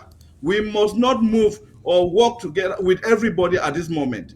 This is a very serious assignment that the new president should embark on. You must not think that you are going to have 100% support in order to continue. Go with the 75% of people you have, and then the rest will follow. That is a very good approach. And then I would also suggest that she should throw an olive tree to our people, of some of the cabinet members who are still resisting, to so afraid, like Dr. Tita, to leave from that other side. Throw an olive tree to them and say, you know what? Come, let us work together. I enjoy your service to the Ambazonian people. You are not serving an individual, you are serving the people of Ambazonia. And these people, I know they are very smart and people in the government, in the executive, in the cabinet, who are going to come to their senses after this is thrown, because they think that we are going to be insulting them. No, we are a welcoming people. We believe in unity. We believe in working collectively to build our country. So every cabinet member, if you think that you are still on the other side and afraid to join, please come on board. The new president is going to welcome you, and we shall all work as comrades to build our country. Thank you. If I may turn back to the Honorable Engineer out there, you know that Sako is still holding many county chairs in his cage, in a sort of bondage. What would the Restoration Council be doing to make sure that the stranglehold that Sako has over these counties is loosened? For example, if I were in the position to take those decisions, I will say, the National Treasury should give no dime to any county chair that is still hanging around Sako as of the moment. That money should be given to any new county leaders that will be constituted, that is, assuming that the old ones remain with Sako. Do you see the Restoration Council stepping up to do something like this? Let me affirm what you said and not say I'm saying. That is what at the moment the Restoration Council is doing. That is what at the moment. We like to know, to let Ambazonians know from here that few days ago, 2 days ago, we have done follow-up instructions, because the Treasury is the hub of all that has to do to sponsor this revolution. And the Restoration Council had issued letters, I think this should be the third one, 2 days ago, and instructing the Treasury that any requisition of any finance, whether by LGA or by county, it must be done through the Restoration Council. So even the Treasury, members of the Treasury who are privileged to watch us here, should know that anyone who does anything otherwise, he will be haunted at the personal, he will be caught up at the personal level to be responsible for Ambazonia. So none of them, as a team working within the Treasury, have any power to release any money without the endorsement of the Restoration Council. So the Treasury at the moment is not under anybody. You know, we have a new president who is on transition. We don't want to be distracted about that. That is the responsibility of the Restoration Council. When you say that the Treasury at this moment is not under anybody, what do you mean? It should be under. So I mean that it should be under the Restoration Council. Yes, for oversight. Following the fact that we have impeached and removed from office the former president, and there's an incoming president. Before incoming, all has now been under the charge of the Restoration Council, and we are doing that. We are doing follow up, and any of these days, the auditing will be done. You know, auditing of that treasury will be done, and we have officially issued a letter that should be at the consciousness or the knowledge of all leaders of the counties and LGS, that nobody. So when I say it's not under the charge, I'm just calling the attention of the incoming president and the VP and his team. It will not be their fight. You know, the Restoration Council are taking up that challenge, and we are going to fight to any corner. Unfortunately, like Dr. Chenjo said here, most of those county chairs and some of those people are entangled. But when they come to their senses, because some of their questions they're asking, oh, I was entangled into this. I didn't even know what I was doing. But now, if I let go of this man, I will be called in to shoulder the responsibility and pay the debt. Now, will you stand with the man who will drown with you and in the debt, or you stand out in your truth and confession before your people who will accept you? And then whatever follows the man, you are free because you did what you did in your ignorance or manipulation. That's the challenge. So that's what we are now, and we are still committed with the incoming president to see that we touch ground zero, especially with the restoration forces, to have that living relationship or connection with them, you know, so that no matter what they are doing, you know, once we get hold of them, and at best, like we have heard the comrade said here, the simple truth will be that those who are resisting from within the diaspora in coordination of leadership, they will have no power because they have no people to rule over. The people we are supposed to really be able to work with them hand in hand day after day are the people on ground zero. But you see, from this corrupt government of Dr. Sako, everybody, it has been about a tussle for power, tussle for position, tussle for money, and here and there. And that's why a lot of corruption, and the people are dying back in ground zero.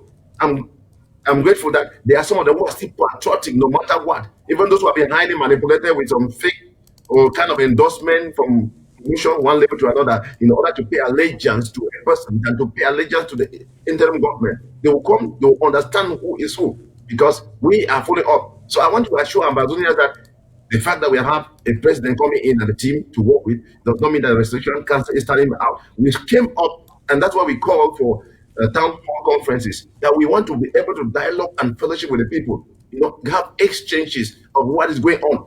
We are not going to stand from afar and look at things which somebody will begin to tamper with the institutions of Ambazonia before we want to do a catch-up. No. We are learning on the course, but from the mistakes of the past, we are supposed to be able to secure and be proactive to defend the future or to secure the future. Thank you. Wonderful. Comrade Mike, what would you like to add in there, please, before I open the phone lines for Ambazonians to come in with some contributions? Yes, Secretary Chris. I would like for us to take, let's look at our struggle like a business, right? When you're doing a business, you want to make sure the business is profitable. Now, when you look at the expenses of the outgone administration, where the president's rent is $2,500, where his salary is $3,000, that is $5,500 a month.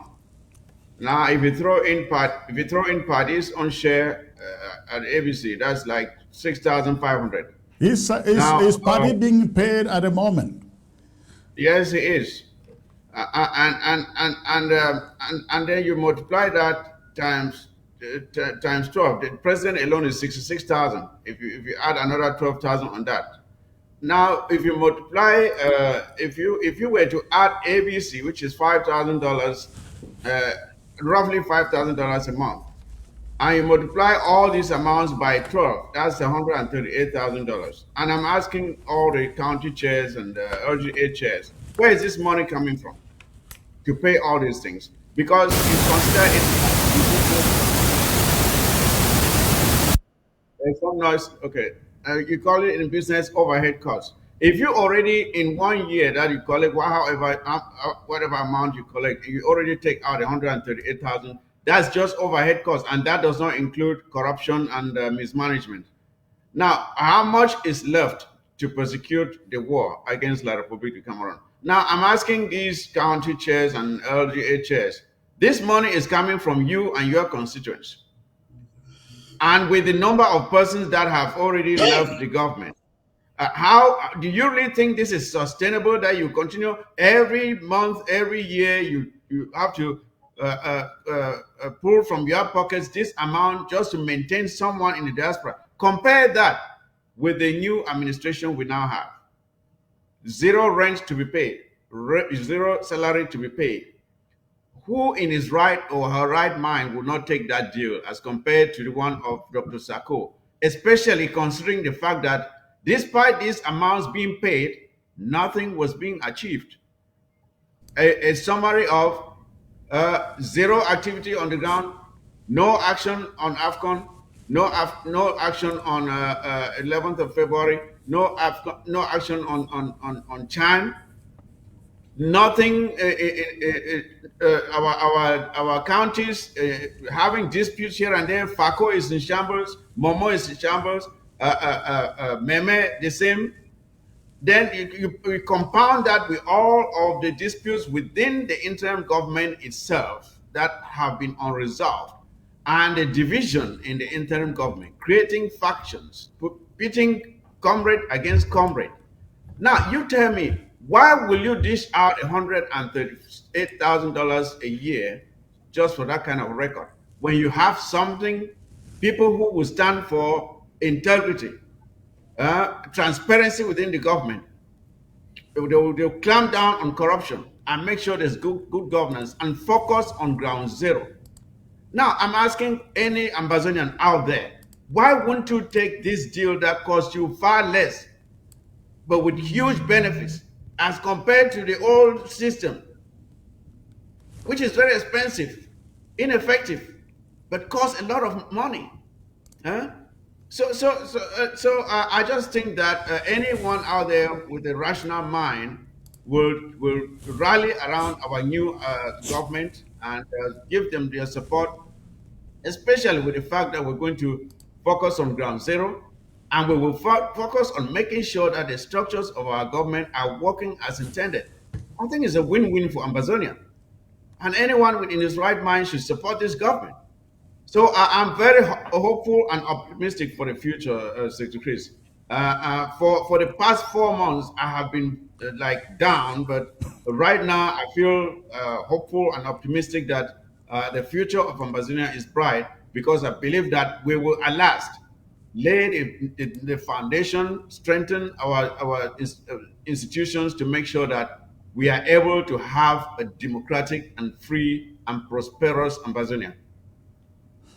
Well, Secretary Chris, can I add something? Let me dissect something here, please. all A right, go minute. on, please, go on.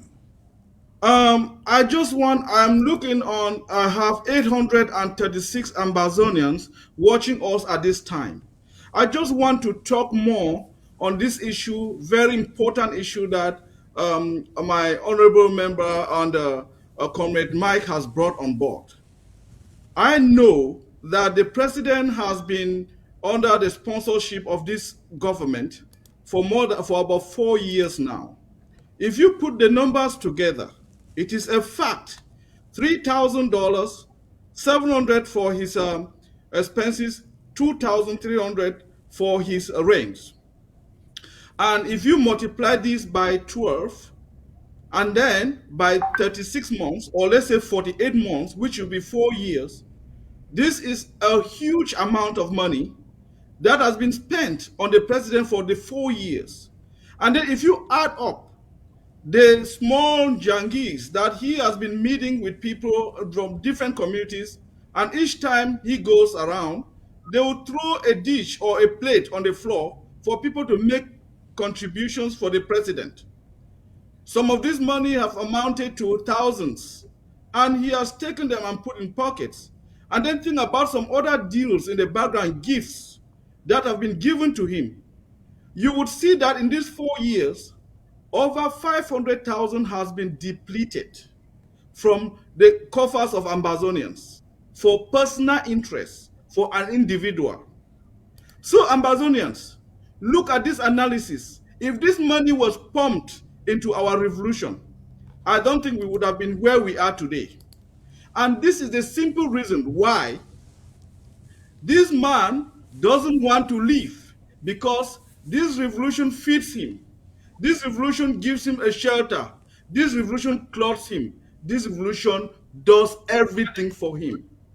So, Ambazona, would you prefer to live with somebody who is milking you to death, or and the revolution to a fall or to a standstill, or you are going to look for somebody more who is responsible, who is able to stand up there and say, I don't need your money for rents, I don't need your money for rents, for clothes, I don't need your money for food. Let us put all this money and focus on our struggle. So let me put this to all Ambazonians. Let your conscience judge you. Do those who are still following this man, in your right mind, do you see that this man milking Ambazonians, milking our struggle to live on, to feed on, to actually clothe himself, are this part of the revolution? Absolutely no. These are nothing. All this have nothing to do with our revolution. So let sanity, let our consciences judge us to see that we need to stop and do what is right for our people. Thank you.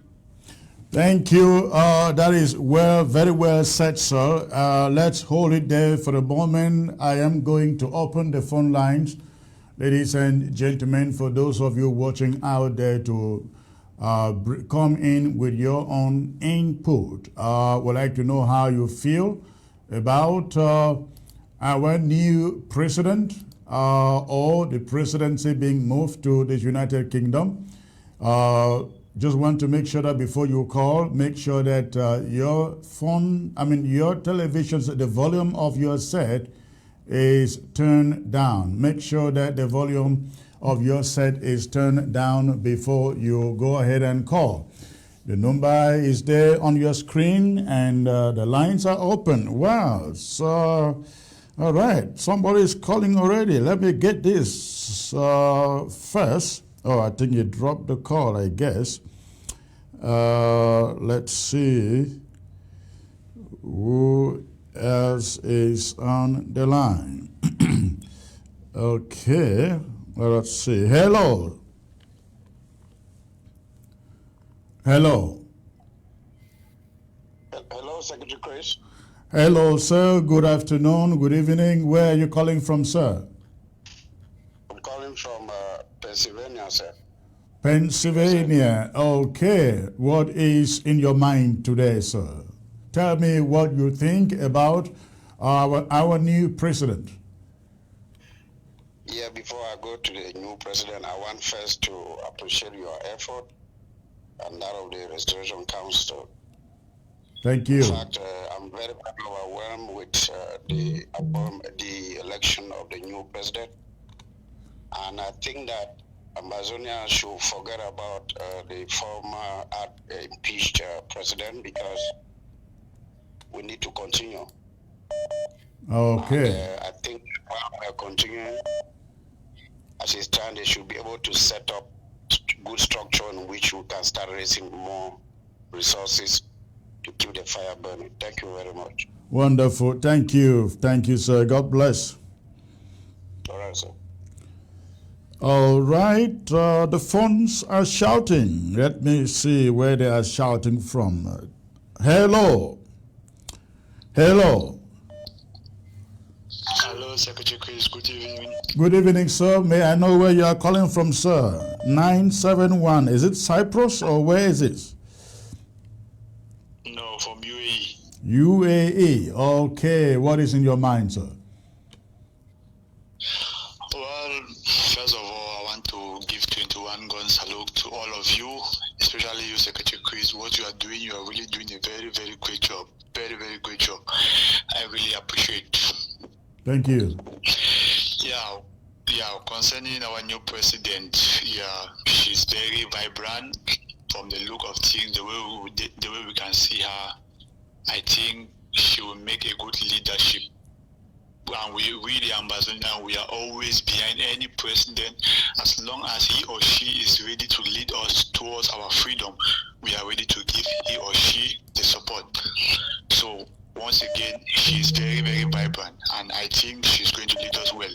Concerning President Sako, he's no longer the president, the former man.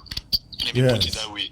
They say empty vessel make the loudest noise. You know, empty container without water makes the loudest noise. What he's doing is just making noise. The only thing that is giving him the mind, the courage, is that ABS TV, that ABC TV, that is giving him the opportunity to be parading himself as a president. If that is being taken away from him, I don't think there is any way he can stand to call himself, to still make himself as a president. Well, concerning the resignation president, the former one, that first of all, the third president, that was the name Tita what and so ever. Yes. That is the most funniest president I've ever seen. That resigned within 24 hours. That will be a history in Ambazonia. Yeah. Yeah, that would be, so that is all I have for now. So she's going to make a new and good leadership. One thing I would like all of you, Secretary Chris, with people like you, I believe you are going to advise her, you are going to lead her. With the advice you people have, you people are going to push the revolution forward with people like you, not somebody that will want to stand and do his own things by his own self. So once again, I appreciate you guys. Thank you. Thank you, sir. Thank you for the call. Wonderful. You remain safe out there, sir. Okay, let us see who calls in. This is my man. Hello, sir. The Honorable Mullah himself. Hello. Hello, Dean. Yes, sir. You have the line. Yes, Yes, Secretary Chris, thank you for the show. I want to greet all the panelists and a warm congratulations to my sister, Iya Marianne. I've known her for a very long time. And we met in Berlin. She led the country and regional coordinators. She has led UK and also Undersecretary for Education. So I think it's a very good choice. We give her all the best and wish her luck.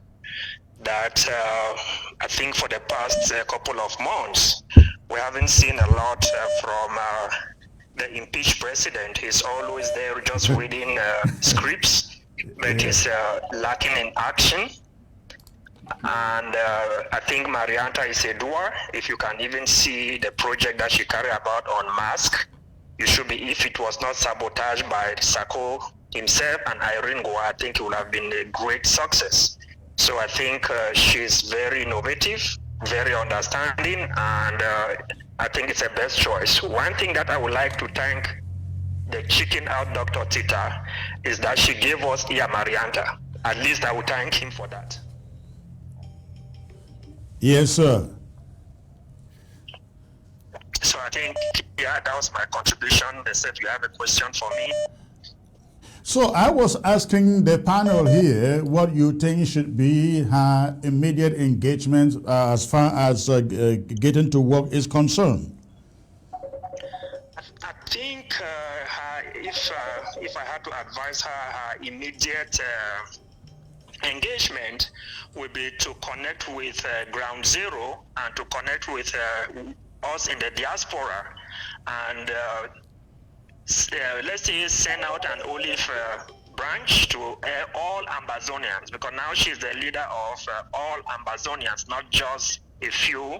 So bring everybody under the same umbrella. She will come out and denounce what the scam Sako is trying to organize in Washington next week or next year, I think in 2 weeks' time. Denounce it, bring everybody together, be a unifier.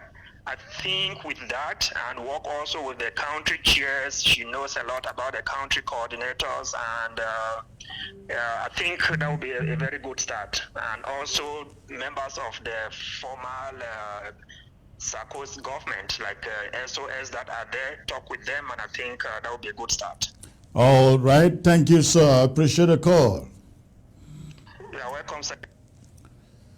Okay, that was Mola Dean calling in from Canada. Let's see where this guy is calling from with 316. Hello. And good evening, the panel. Good evening, sir. May I know where you are calling in from, please? I'm calling in from the Netherlands. The Netherlands. Wonderful. Tell us what is in your mind. What do you think about our new president? I am just so happy, very, very happy to see democracy in the making in Amazonia. I think La Republic should be learning from us now, isn't it? Those people have a lesson to learn from us Ambazonians. Keep the fire burning. I have just two questions, just two proposals, okay, please.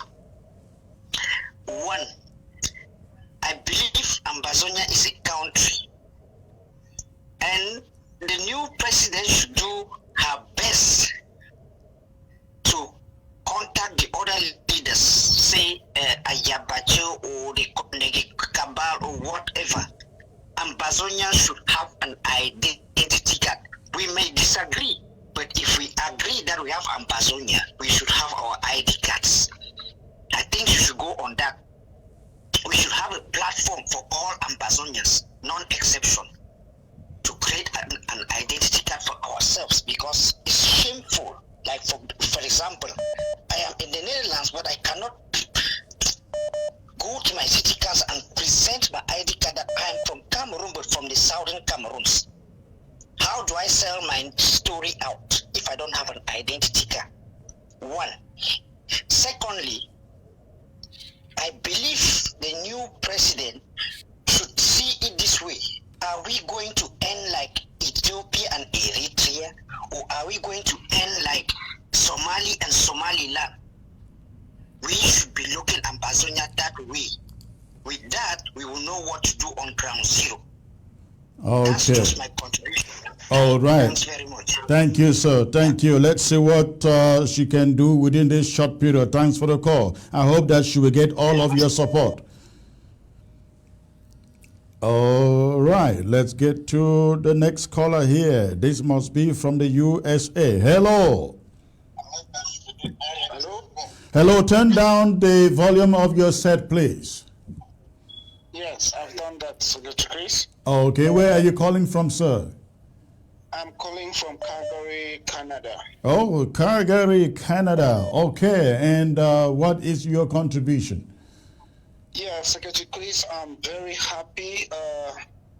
I want to say, Marianta, even though I've not met her before, I think this is a new light for the struggle. I'm so disappointed with Sako because when he came here in Calgary, I was the one coordinating all the activities in Calgary under Sako. Okay. I'm so disappointed even at this point until I cannot even face. What made you disappointed with his visit there in Calgary? I'm so disappointed because when he came here, I was the one coordinating, and we raised money and gave to him, and we have not seen anything. Nothing has come out from that. And the fact that he wants to undermine the Restoration Council that put him in power is a big disgrace to the. It's a big disgrace to the struggle, because how can you undermine the same Restoration Council that gave you power? Right. So my point now is that all Ambazonia to focus now and know that Marianta is the person that God has chosen to take the mantle this time. And I believe with all the support, she's gonna do better than Sako. I was so shocked when I watched one of your programs when Thibault Nash said that he has never received anybody from Sako and Sako is in America. I was shocked that day till today. I will never forgive Sako. And Sako is in DC, not just in America, in DC, where you have the seat of every diplomatic power in the world. Sako has not been able to go like a person or go to see somebody in his own town. Then some people still think that he will be able to convince somebody in a different country. Yeah. So all right. I want to thank all the Ambazonians and to thank the Restoration Council that no matter what, we have to pick up and keep on the struggle moving, because Lady Marianta, I believe she's far better. What she has done in UK, Sako has not been able to do that in the United States. That alone speaks a lot for everybody. All right. The sense is to know that Sako has nothing to offer again for the struggle. All right. Thank you so much. Thank you, sir. Thank you for the call. All right. Let us see. This is Belgium. Hello. Hello. Hello. Hello. Good evening, sir. Good evening. Good evening. I really want to comment, particularly on our newly president in history. Okay. And to tell the world and the Ambazonia in particular, who is this lady concerning who is she, that people could really have that confidence and belief for what she is. As a custodian of the culture, that lady, in her name, they call her Akana Mulundo Marianta. Akana means go. Akana Murundo. That is go. It's like go with Lebi Alem, go with Manyo, go with Bakosi,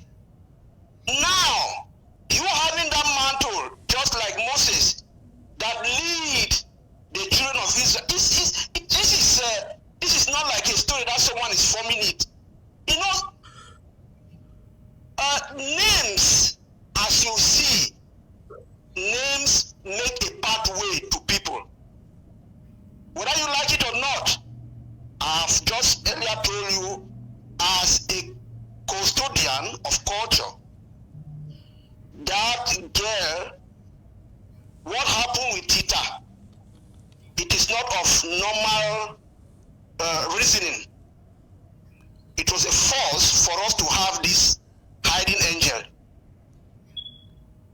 That is just what happened with Tita. I think it is only now that Tita is realizing that, oh, truly, I would have dropped down my position.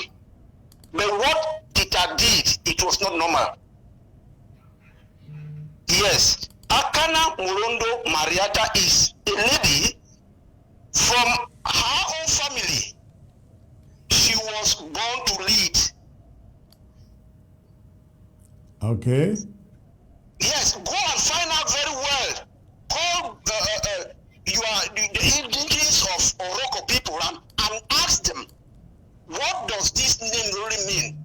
They will repeat this my words, except they don't know the dialect. So there is no doubt. This girl was just born a leader.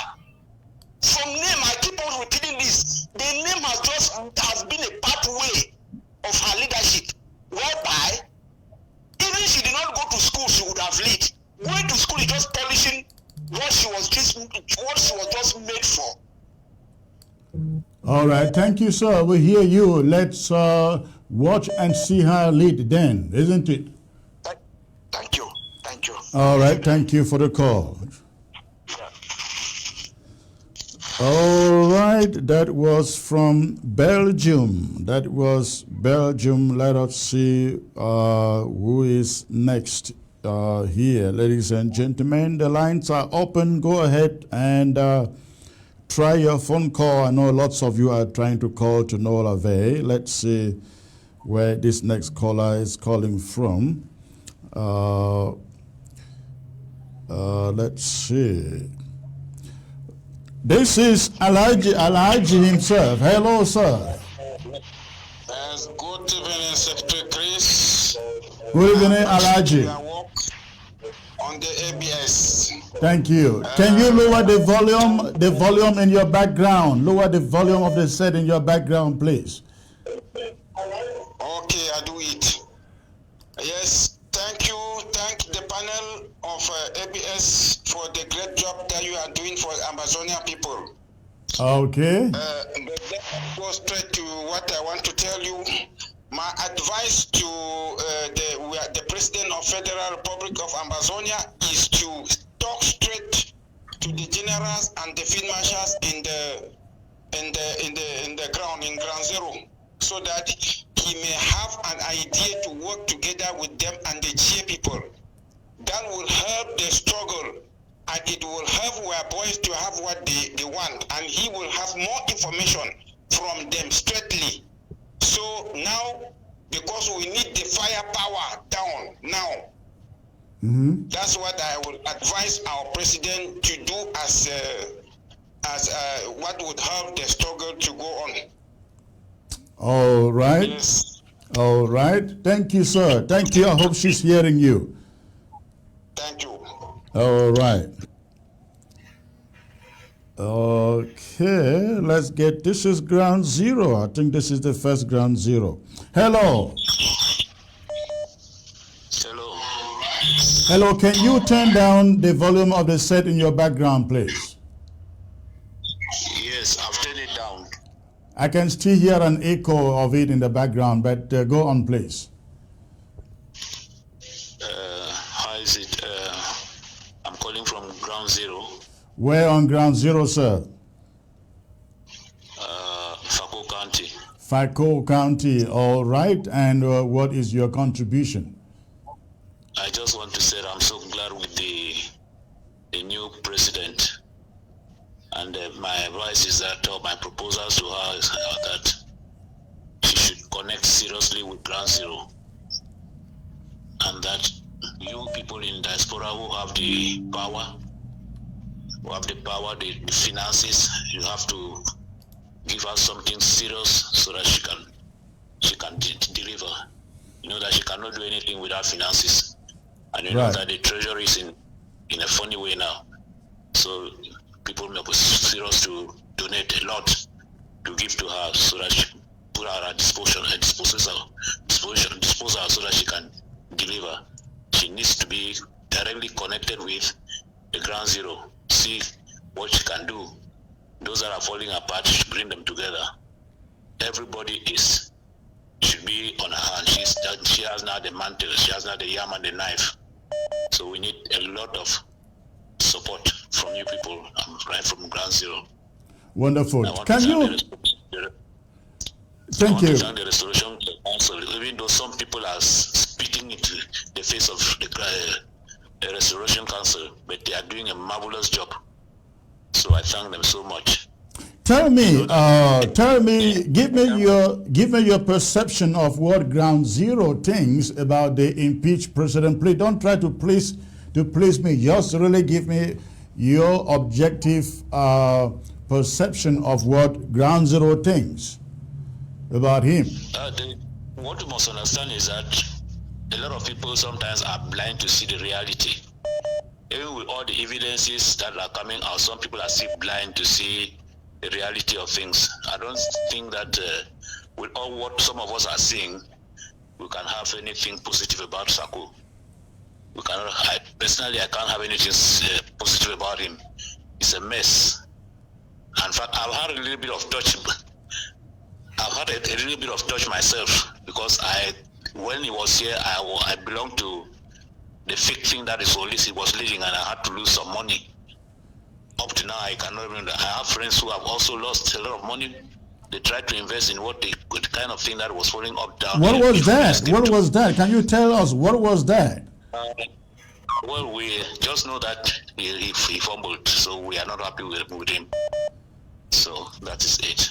All right. Thank you so much. Thank you, sir. Go ahead. Thank you. Support our president. Support him. Support her with a lot of finances. All so right. she can deliver. All right. Thank you. Thank you. Have a great night. Okay, that was Victoria. Let's get to, this must be the USA or Canada. Hello. Hello, Secretary Chris. Hello, sir. Are you calling from USA or Canada? Yeah, Secretary Chris, I'm calling from New York, Secretary Chris. Oh, New York. Okay, all right. Yeah, Secretary Chris. Secretary Chris, we're so happy to hear about the new president that just came up, Secretary Chris. I don't know whether you can get me. I can hear you 515.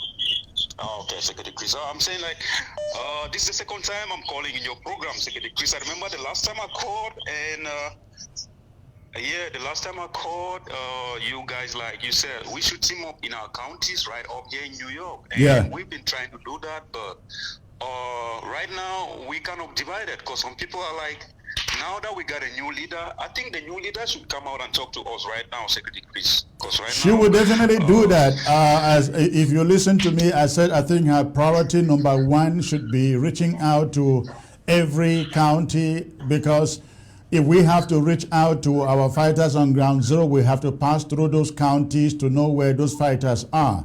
So I am 100% sure it will be a priority for her to reach out to every county out there.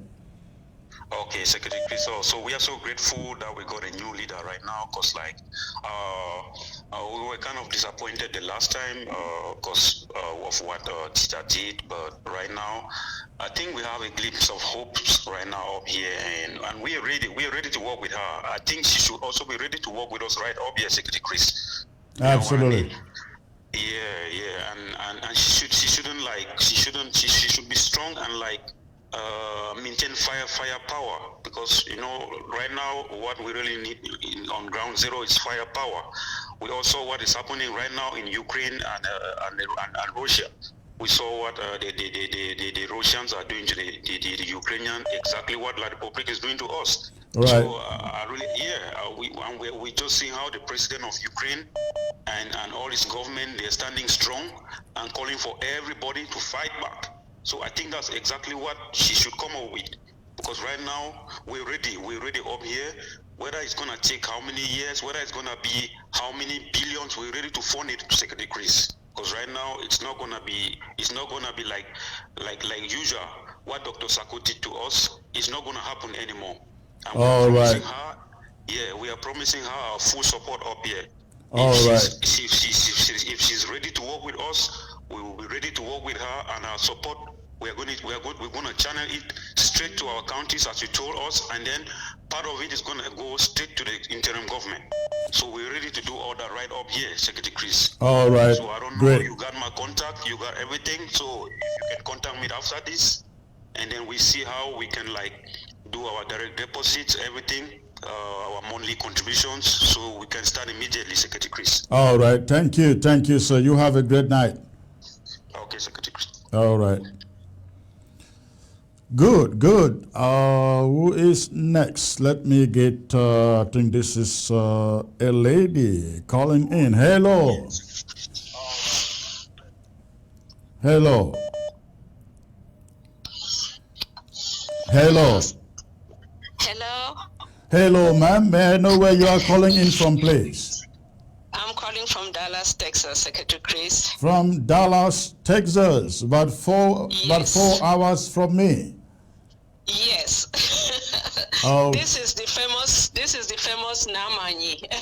Oh, I get it. I have you serve with a different name, but go ahead. I want to call it.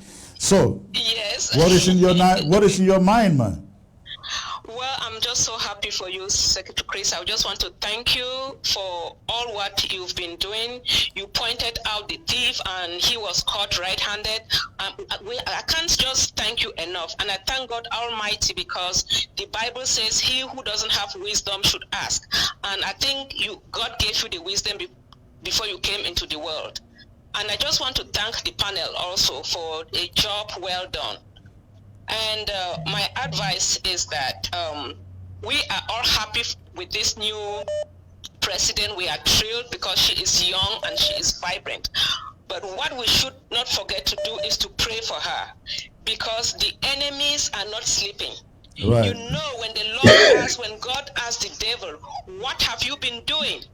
The devil told the Lord, I have been going to and fro looking for someone to devour. Let's pray. We have to pray and cover this president that we've chosen, for God to give her the strength, for God to protect her, to cover her with the blood of the Lamb, that when the enemy sees her, they will not see her, but they will see the blood of the Lamb. That whatsoever she is doing, she will seek counsel from the Lord and from the RC, who are also the foundation of our country.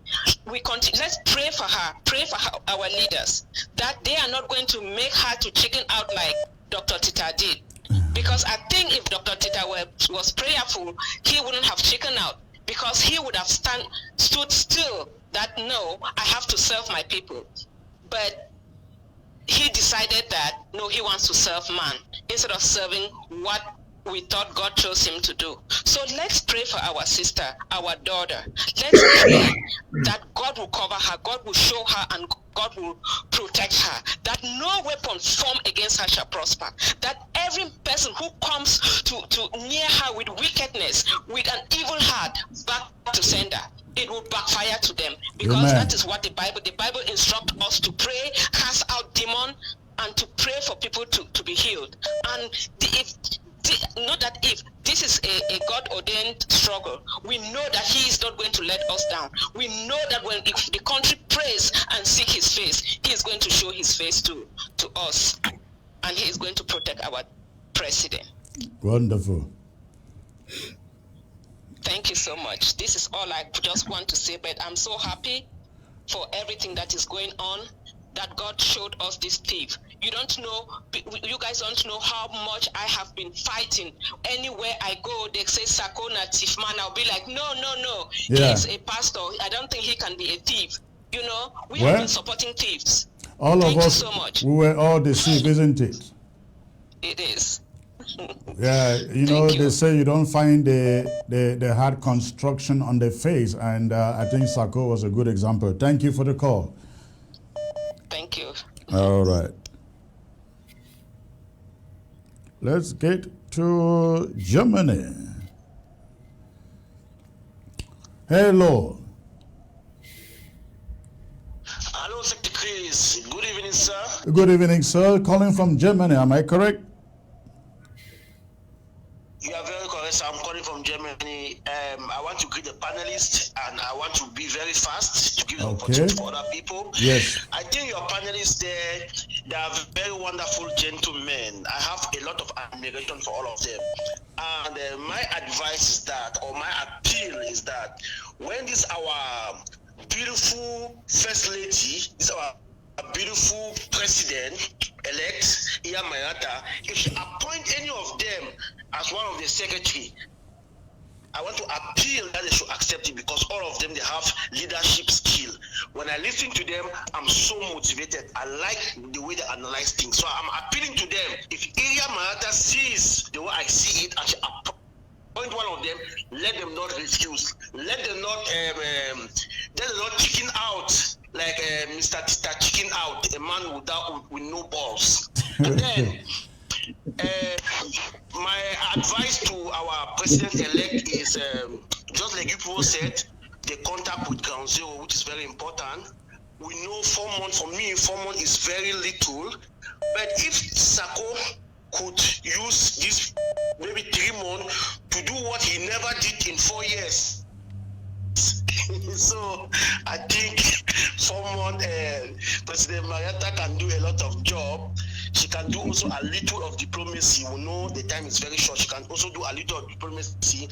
Even if she has to start in our own home country, there, which is UK, that would also be good. All right. She's been doing a lot of things already. All right. Then lastly, let her encourage the youth.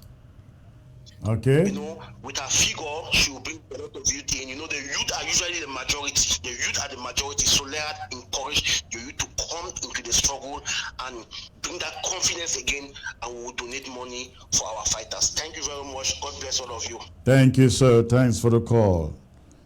Okay. See somebody writing here. Good. Okay, just a salutation there. All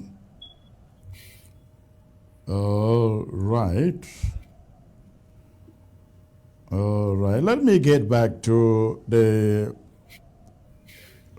Okay, let me get to Comfort calling in from London.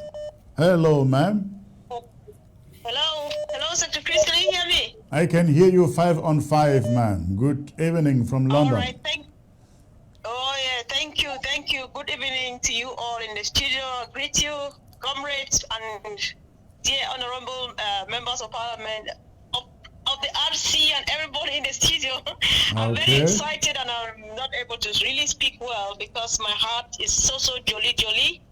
Thank you, guys. I want to use this opportunity to extend my heartfelt congratulations to my sister and friend who is now known as but the #1 in the country called the Federal Republic of Ambazonia, Iya Marianta.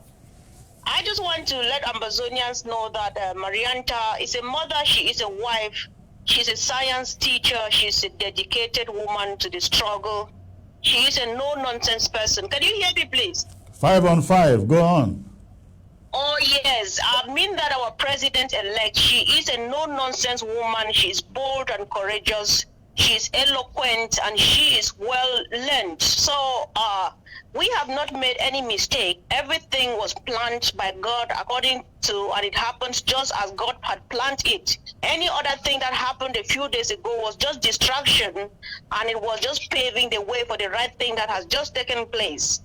Iya Marianta has been one of the backbones of what we called the Southern Cameroon's Midlands Action Group, and they staged the first demonstrations here in the UK. She has led the struggle at regional and country levels. She has been the president of the Southern Cameroon's Community UK, Under Secretary of State for Education and Strategic Communications. Guys, I'm saying this so that we should know where we are coming from. She is not an accident. She is not a mistake. And of course, she is the backbone of the Unmask, which she has been working on for almost a year, which of course at some point we're going to make it really known to the world, which is going to expose the genocide in Ambazonia. She equally owns a charity called Friends of Southern Cameroon's Foundation, just to raise funds and support our refugees. I am saying this so that we should know that it's not only about calling and saying thank you and congratulations. Let us all rally behind our sister, our mother, our wife, our friend, and the courageous woman and make it happen. She is capable of taking us home if we all rally behind him. Hip, hip, hip, hooray. Thank you, panel. Thank you, all secretaries, for all you are doing. All right. Thank you. Thank you. Thank you for the call. You have the presidency right there with you guys in London. I hope you take good care of it. Oh, yes. Everything is being put in place. We've got already the security set aside. Everything is set aside. Madam President is in good hands. We're going to show you 100%. Okay. All right. Thank you. You remain safe and strong out there. Thank you, Secretary Chris. Thank you, team. All right. Okay. Let me see if it is possible to take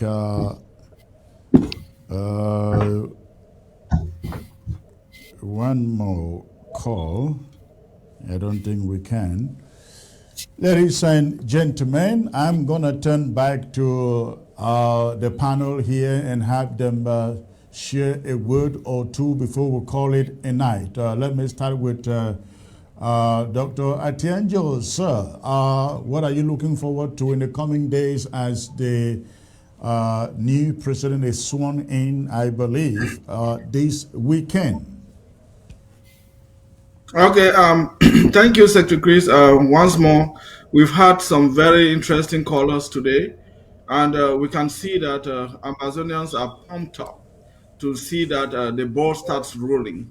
We've actually witnessed a period of stagnation for a few months now, and I believe that we who believe in our institutions have actually have prevailed at the end of the day.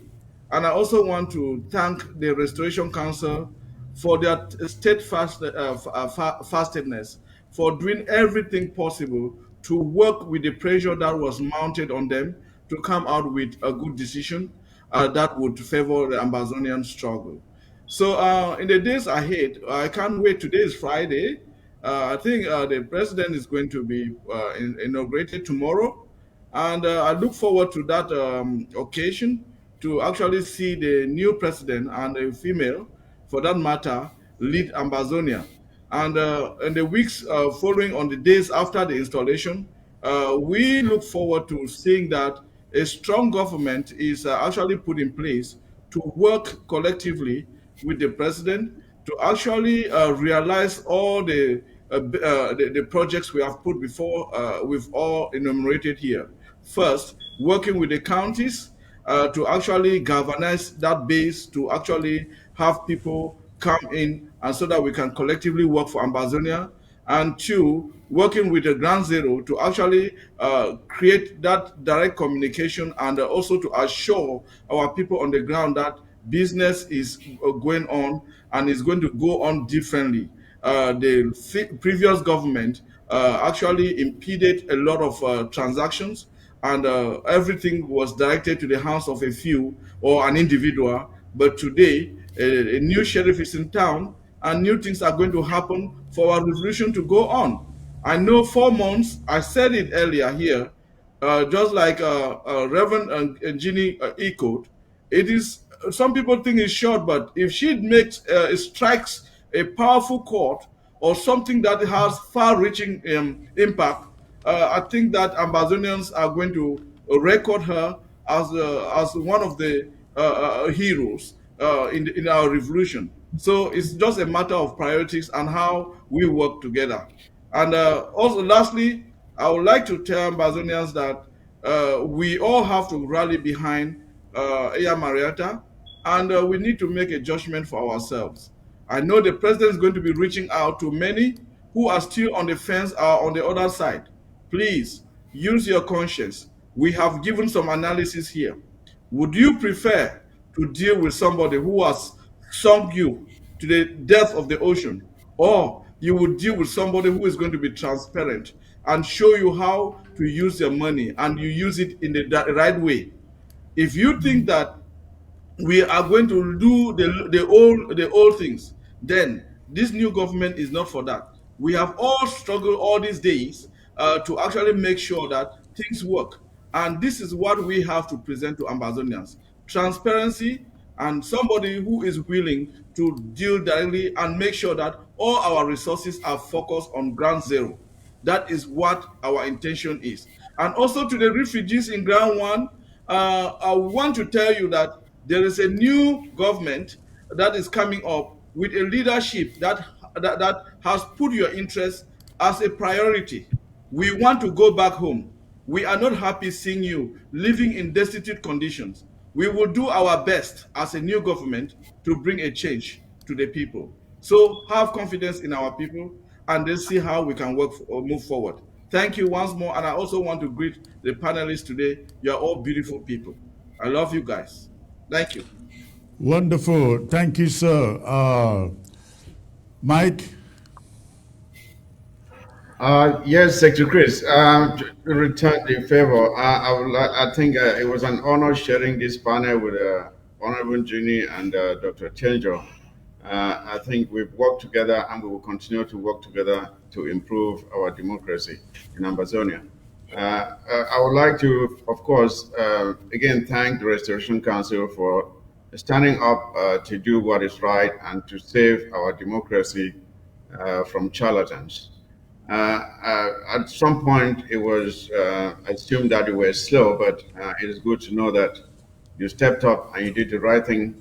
I hope you continue to do that. Yeah, let me just draw our attention to the significance of this election.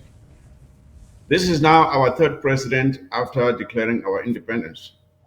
If there's anyone out there now who still has any doubt as to whether Ambazonians are determined to make sure that we have a truly democratic country, take a look at what we have done so far. We are not playing when we say we want Ambazonia to be democratic, not just free, but democratic. We will do whatever it takes. If we have to change another president in 3 months, we will do it. We will follow our constitution. We will make sure that our people are served well. Unfortunately, Dr. Sako managed to hide his tiger skin for too long, and we could not discover it on time. But now it caught up with him, and he's where he is now. So we are determined when we say we want a democratic Ambazonia, we mean it by every word. Now, how do we mean it? We mean it by saying that we will stop at nothing to hold our leaders accountable when they go wrong. Compare us with the Republic of Cameroon, where they have a sit-tight tyrant who has been there for almost 40 years. He can't walk. He can't hold anything. The other day I saw him trying to hold a trophy, and he couldn't even hold a trophy. He had to just touch it because he's so weak. And then compare them with us, a new democracy that is proving that we have what it takes to hold our leaders accountable. And that is what Ambazonia will be. You either serve the people or you are out. That is the way it's going to be. So I want Ambazonians to get it clear. When we say we want a country that will be free, democratic, prosperous, we mean every word of it. Now, let me just take you a step back to Dr. Sako, Secretary Chris, about his attire, the emperor attire. You know, the first time I saw him in that attire, an emperor attire, I asked myself, who advised him to put on this thing? And even if somebody had advised him to put on this attire, didn't he realize it was wrong? How did he get about to being an emperor? He's not of a military background, for Christ's sake. What convinced him that it was the right thing to do to put on this attire? And then you find and then you it's so funny that I have to laugh, but it shows now it got into his head, and he started thinking that he ought to behave like someone in this attire. He doesn't even have a military background. Even Paul Biya, a non-tyrant, has never been able to put on such attire. Yeah, Biya has never dressed in military fatigue of this nature, right? How Sako thought that. Gentlemen, he was a security guard in a prison. He was a security guard in a prison. That is where But he that, maybe got that. so, But so that he got, doesn't he give got, him these ranks. That doesn't make no, him looking it like does not this. give Does a him, security I don't guard know in a what rank prison that make is. you It's looking a barrister, like Idi Amin? So so you can see how the people around Sako built him up to this dictator that he had become. And I started saying this way back, even in our APP meetings, that this thing about excellency, we ought to stop it. But some people will not stop it. They, oh, your excellency, this. And I said, let us stop this nonsense. John Frunso was the one behind that. He calls it His Excellency the Commander in Chief. I Yeah, always said that he there you lived go. in La Republic for so long that when he left La Republic, he didn't live with it. He didn't leave anything behind there. He came over to the U.S. with everything, forgetting that even in the USA, the president of the United States will never be called His Excellency Joe Biden. You never hear that. You hear they say Mr. President. That's what they call it. Yeah. So, Secretary Chris, I just wanted us to go back and to see where our trouble started. We sometimes we get the leaders we make these people into what they are because we start falling down and kneeling. I call Right. it the Bipong Womb syndrome. You know Bipong Womb, who bowed down until his lips almost touched the floor because he wanted to drink Paul beer. That's a Bipong Womb effect that some of our people have, that they have to adore and worship and really lie down on the floor to show And that then you and are then motions of support began coming in. emotions of support will start pouring in. So this is what Ambazonia will not be. I can assure you that. That nonsense will be cut off. And then, of course, to end it, Chris, let me say this.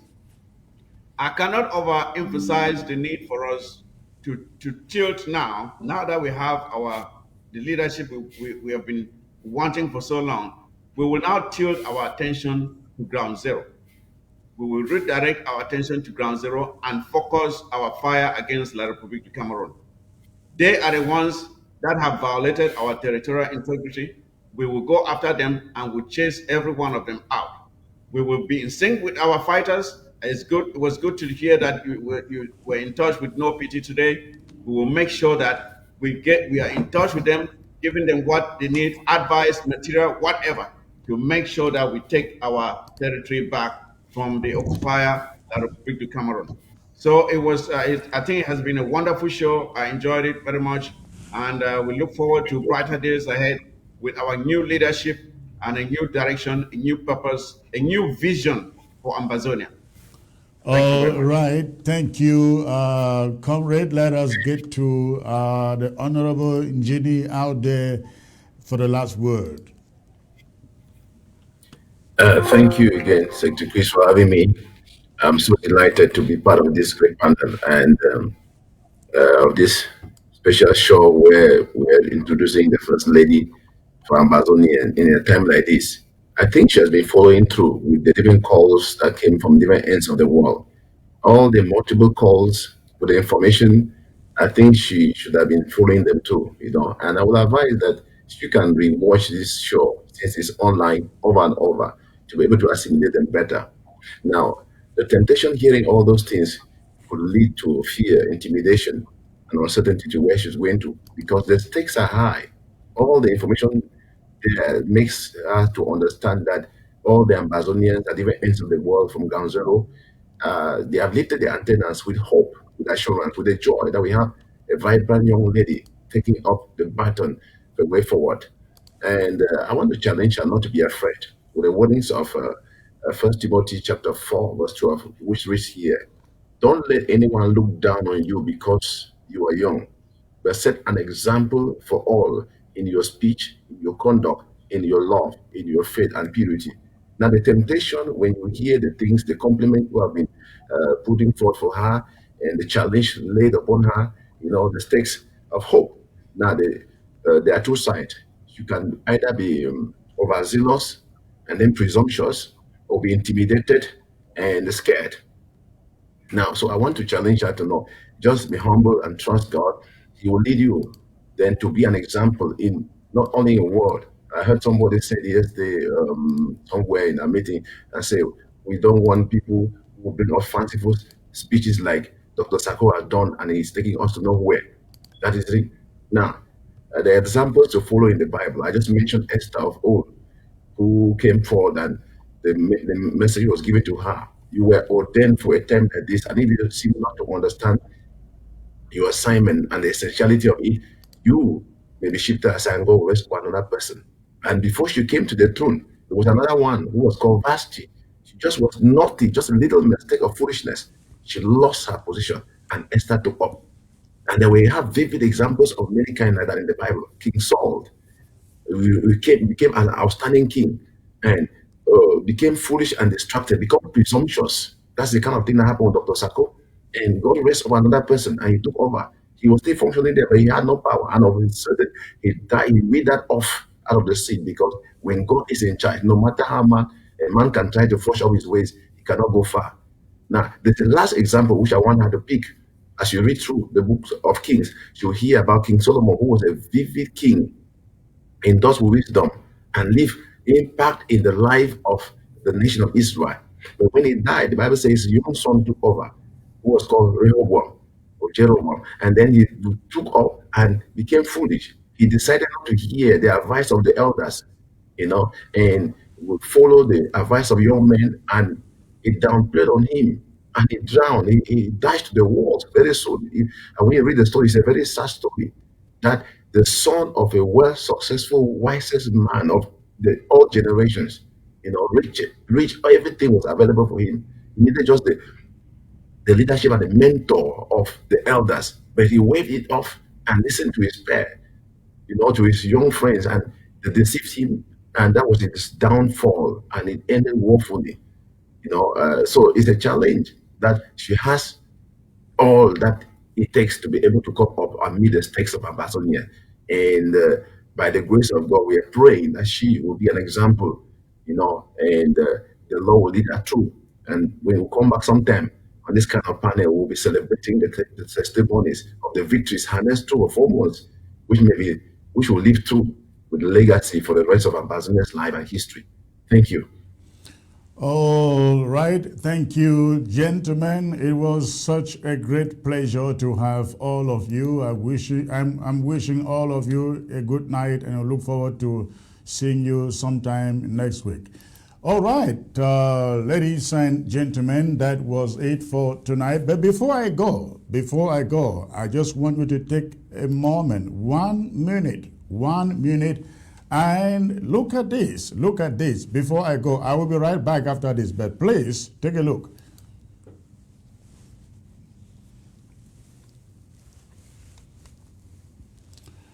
Now, what you are looking there, you see about a 2 years or 3 years old boy trying to carry all single-handedly, carry that log of wood. He's taking it to the house, and you see the effort he puts in there, ladies and gentlemen. It gets heavy, it gets difficult. He drops it down, picks it again, and keeps on moving. Look at it. Look at him. Not giving up, even when he knows that thing is really, really heavy. Really, really heavy. He keeps going, ladies and gentlemen. He keeps going. Look at that. And look at the distance he covered. Now he drops it there, climb on top, and get over to the other side, and he continues until he makes sure he gets home. Look at that. All the endurance, ladies and gentlemen.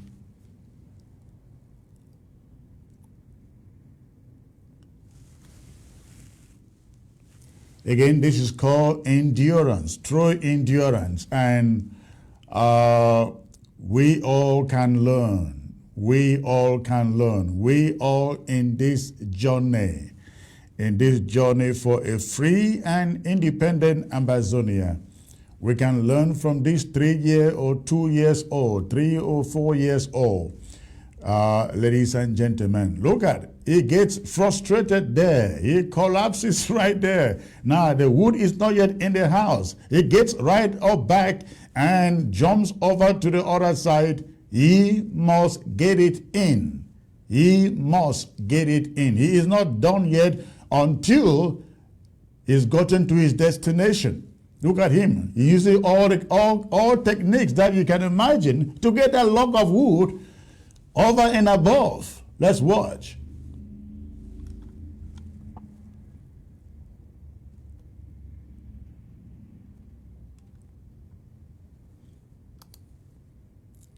Look at his sweating. If that wood is not where it should be, he is not giving up. There you go. Wonderful. Look, wonderful. And right where it should be. And he's made it. Oh my, you can see. Wonderful. Ladies and gentlemen, that is what I think we should learn from that little boy, the perseverance, the endurance, not giving up even where he gets to face all those difficulties, climbing with that log of wood right into that house. What we have encountered in the last 4 months in this struggle is exactly what we have just seen here on this screen with this little boy. One thing we should be determined about is no matter what, the ups and downs, we must not give up endurance, perseverance until we've gotten to Boya. Thank you very much for tuning in tonight. It was a great pleasure to be with you. I look forward to being back here, possibly maybe tomorrow if we're able to broadcast live the inauguration ceremony for Iya Marianta. We'll call her Madam President. Ladies and gentlemen, if that happens, okay, I will be here tomorrow. If that is not a possibility, then you definitely will have me back here on Sunday. Again, it was a great pleasure being with you tonight. Thank you very much. God bless you all. See you again very, very soon.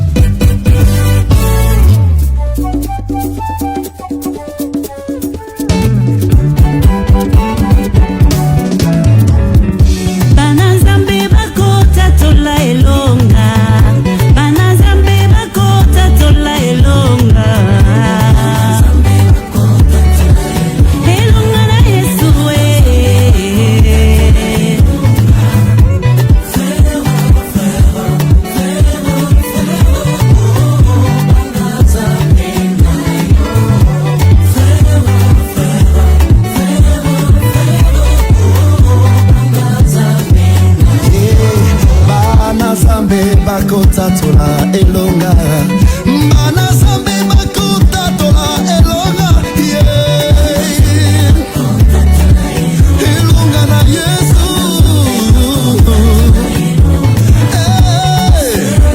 hallelujah hallelujah oh yes God nazira kelasi na mosala nanga kwa libala mama nanga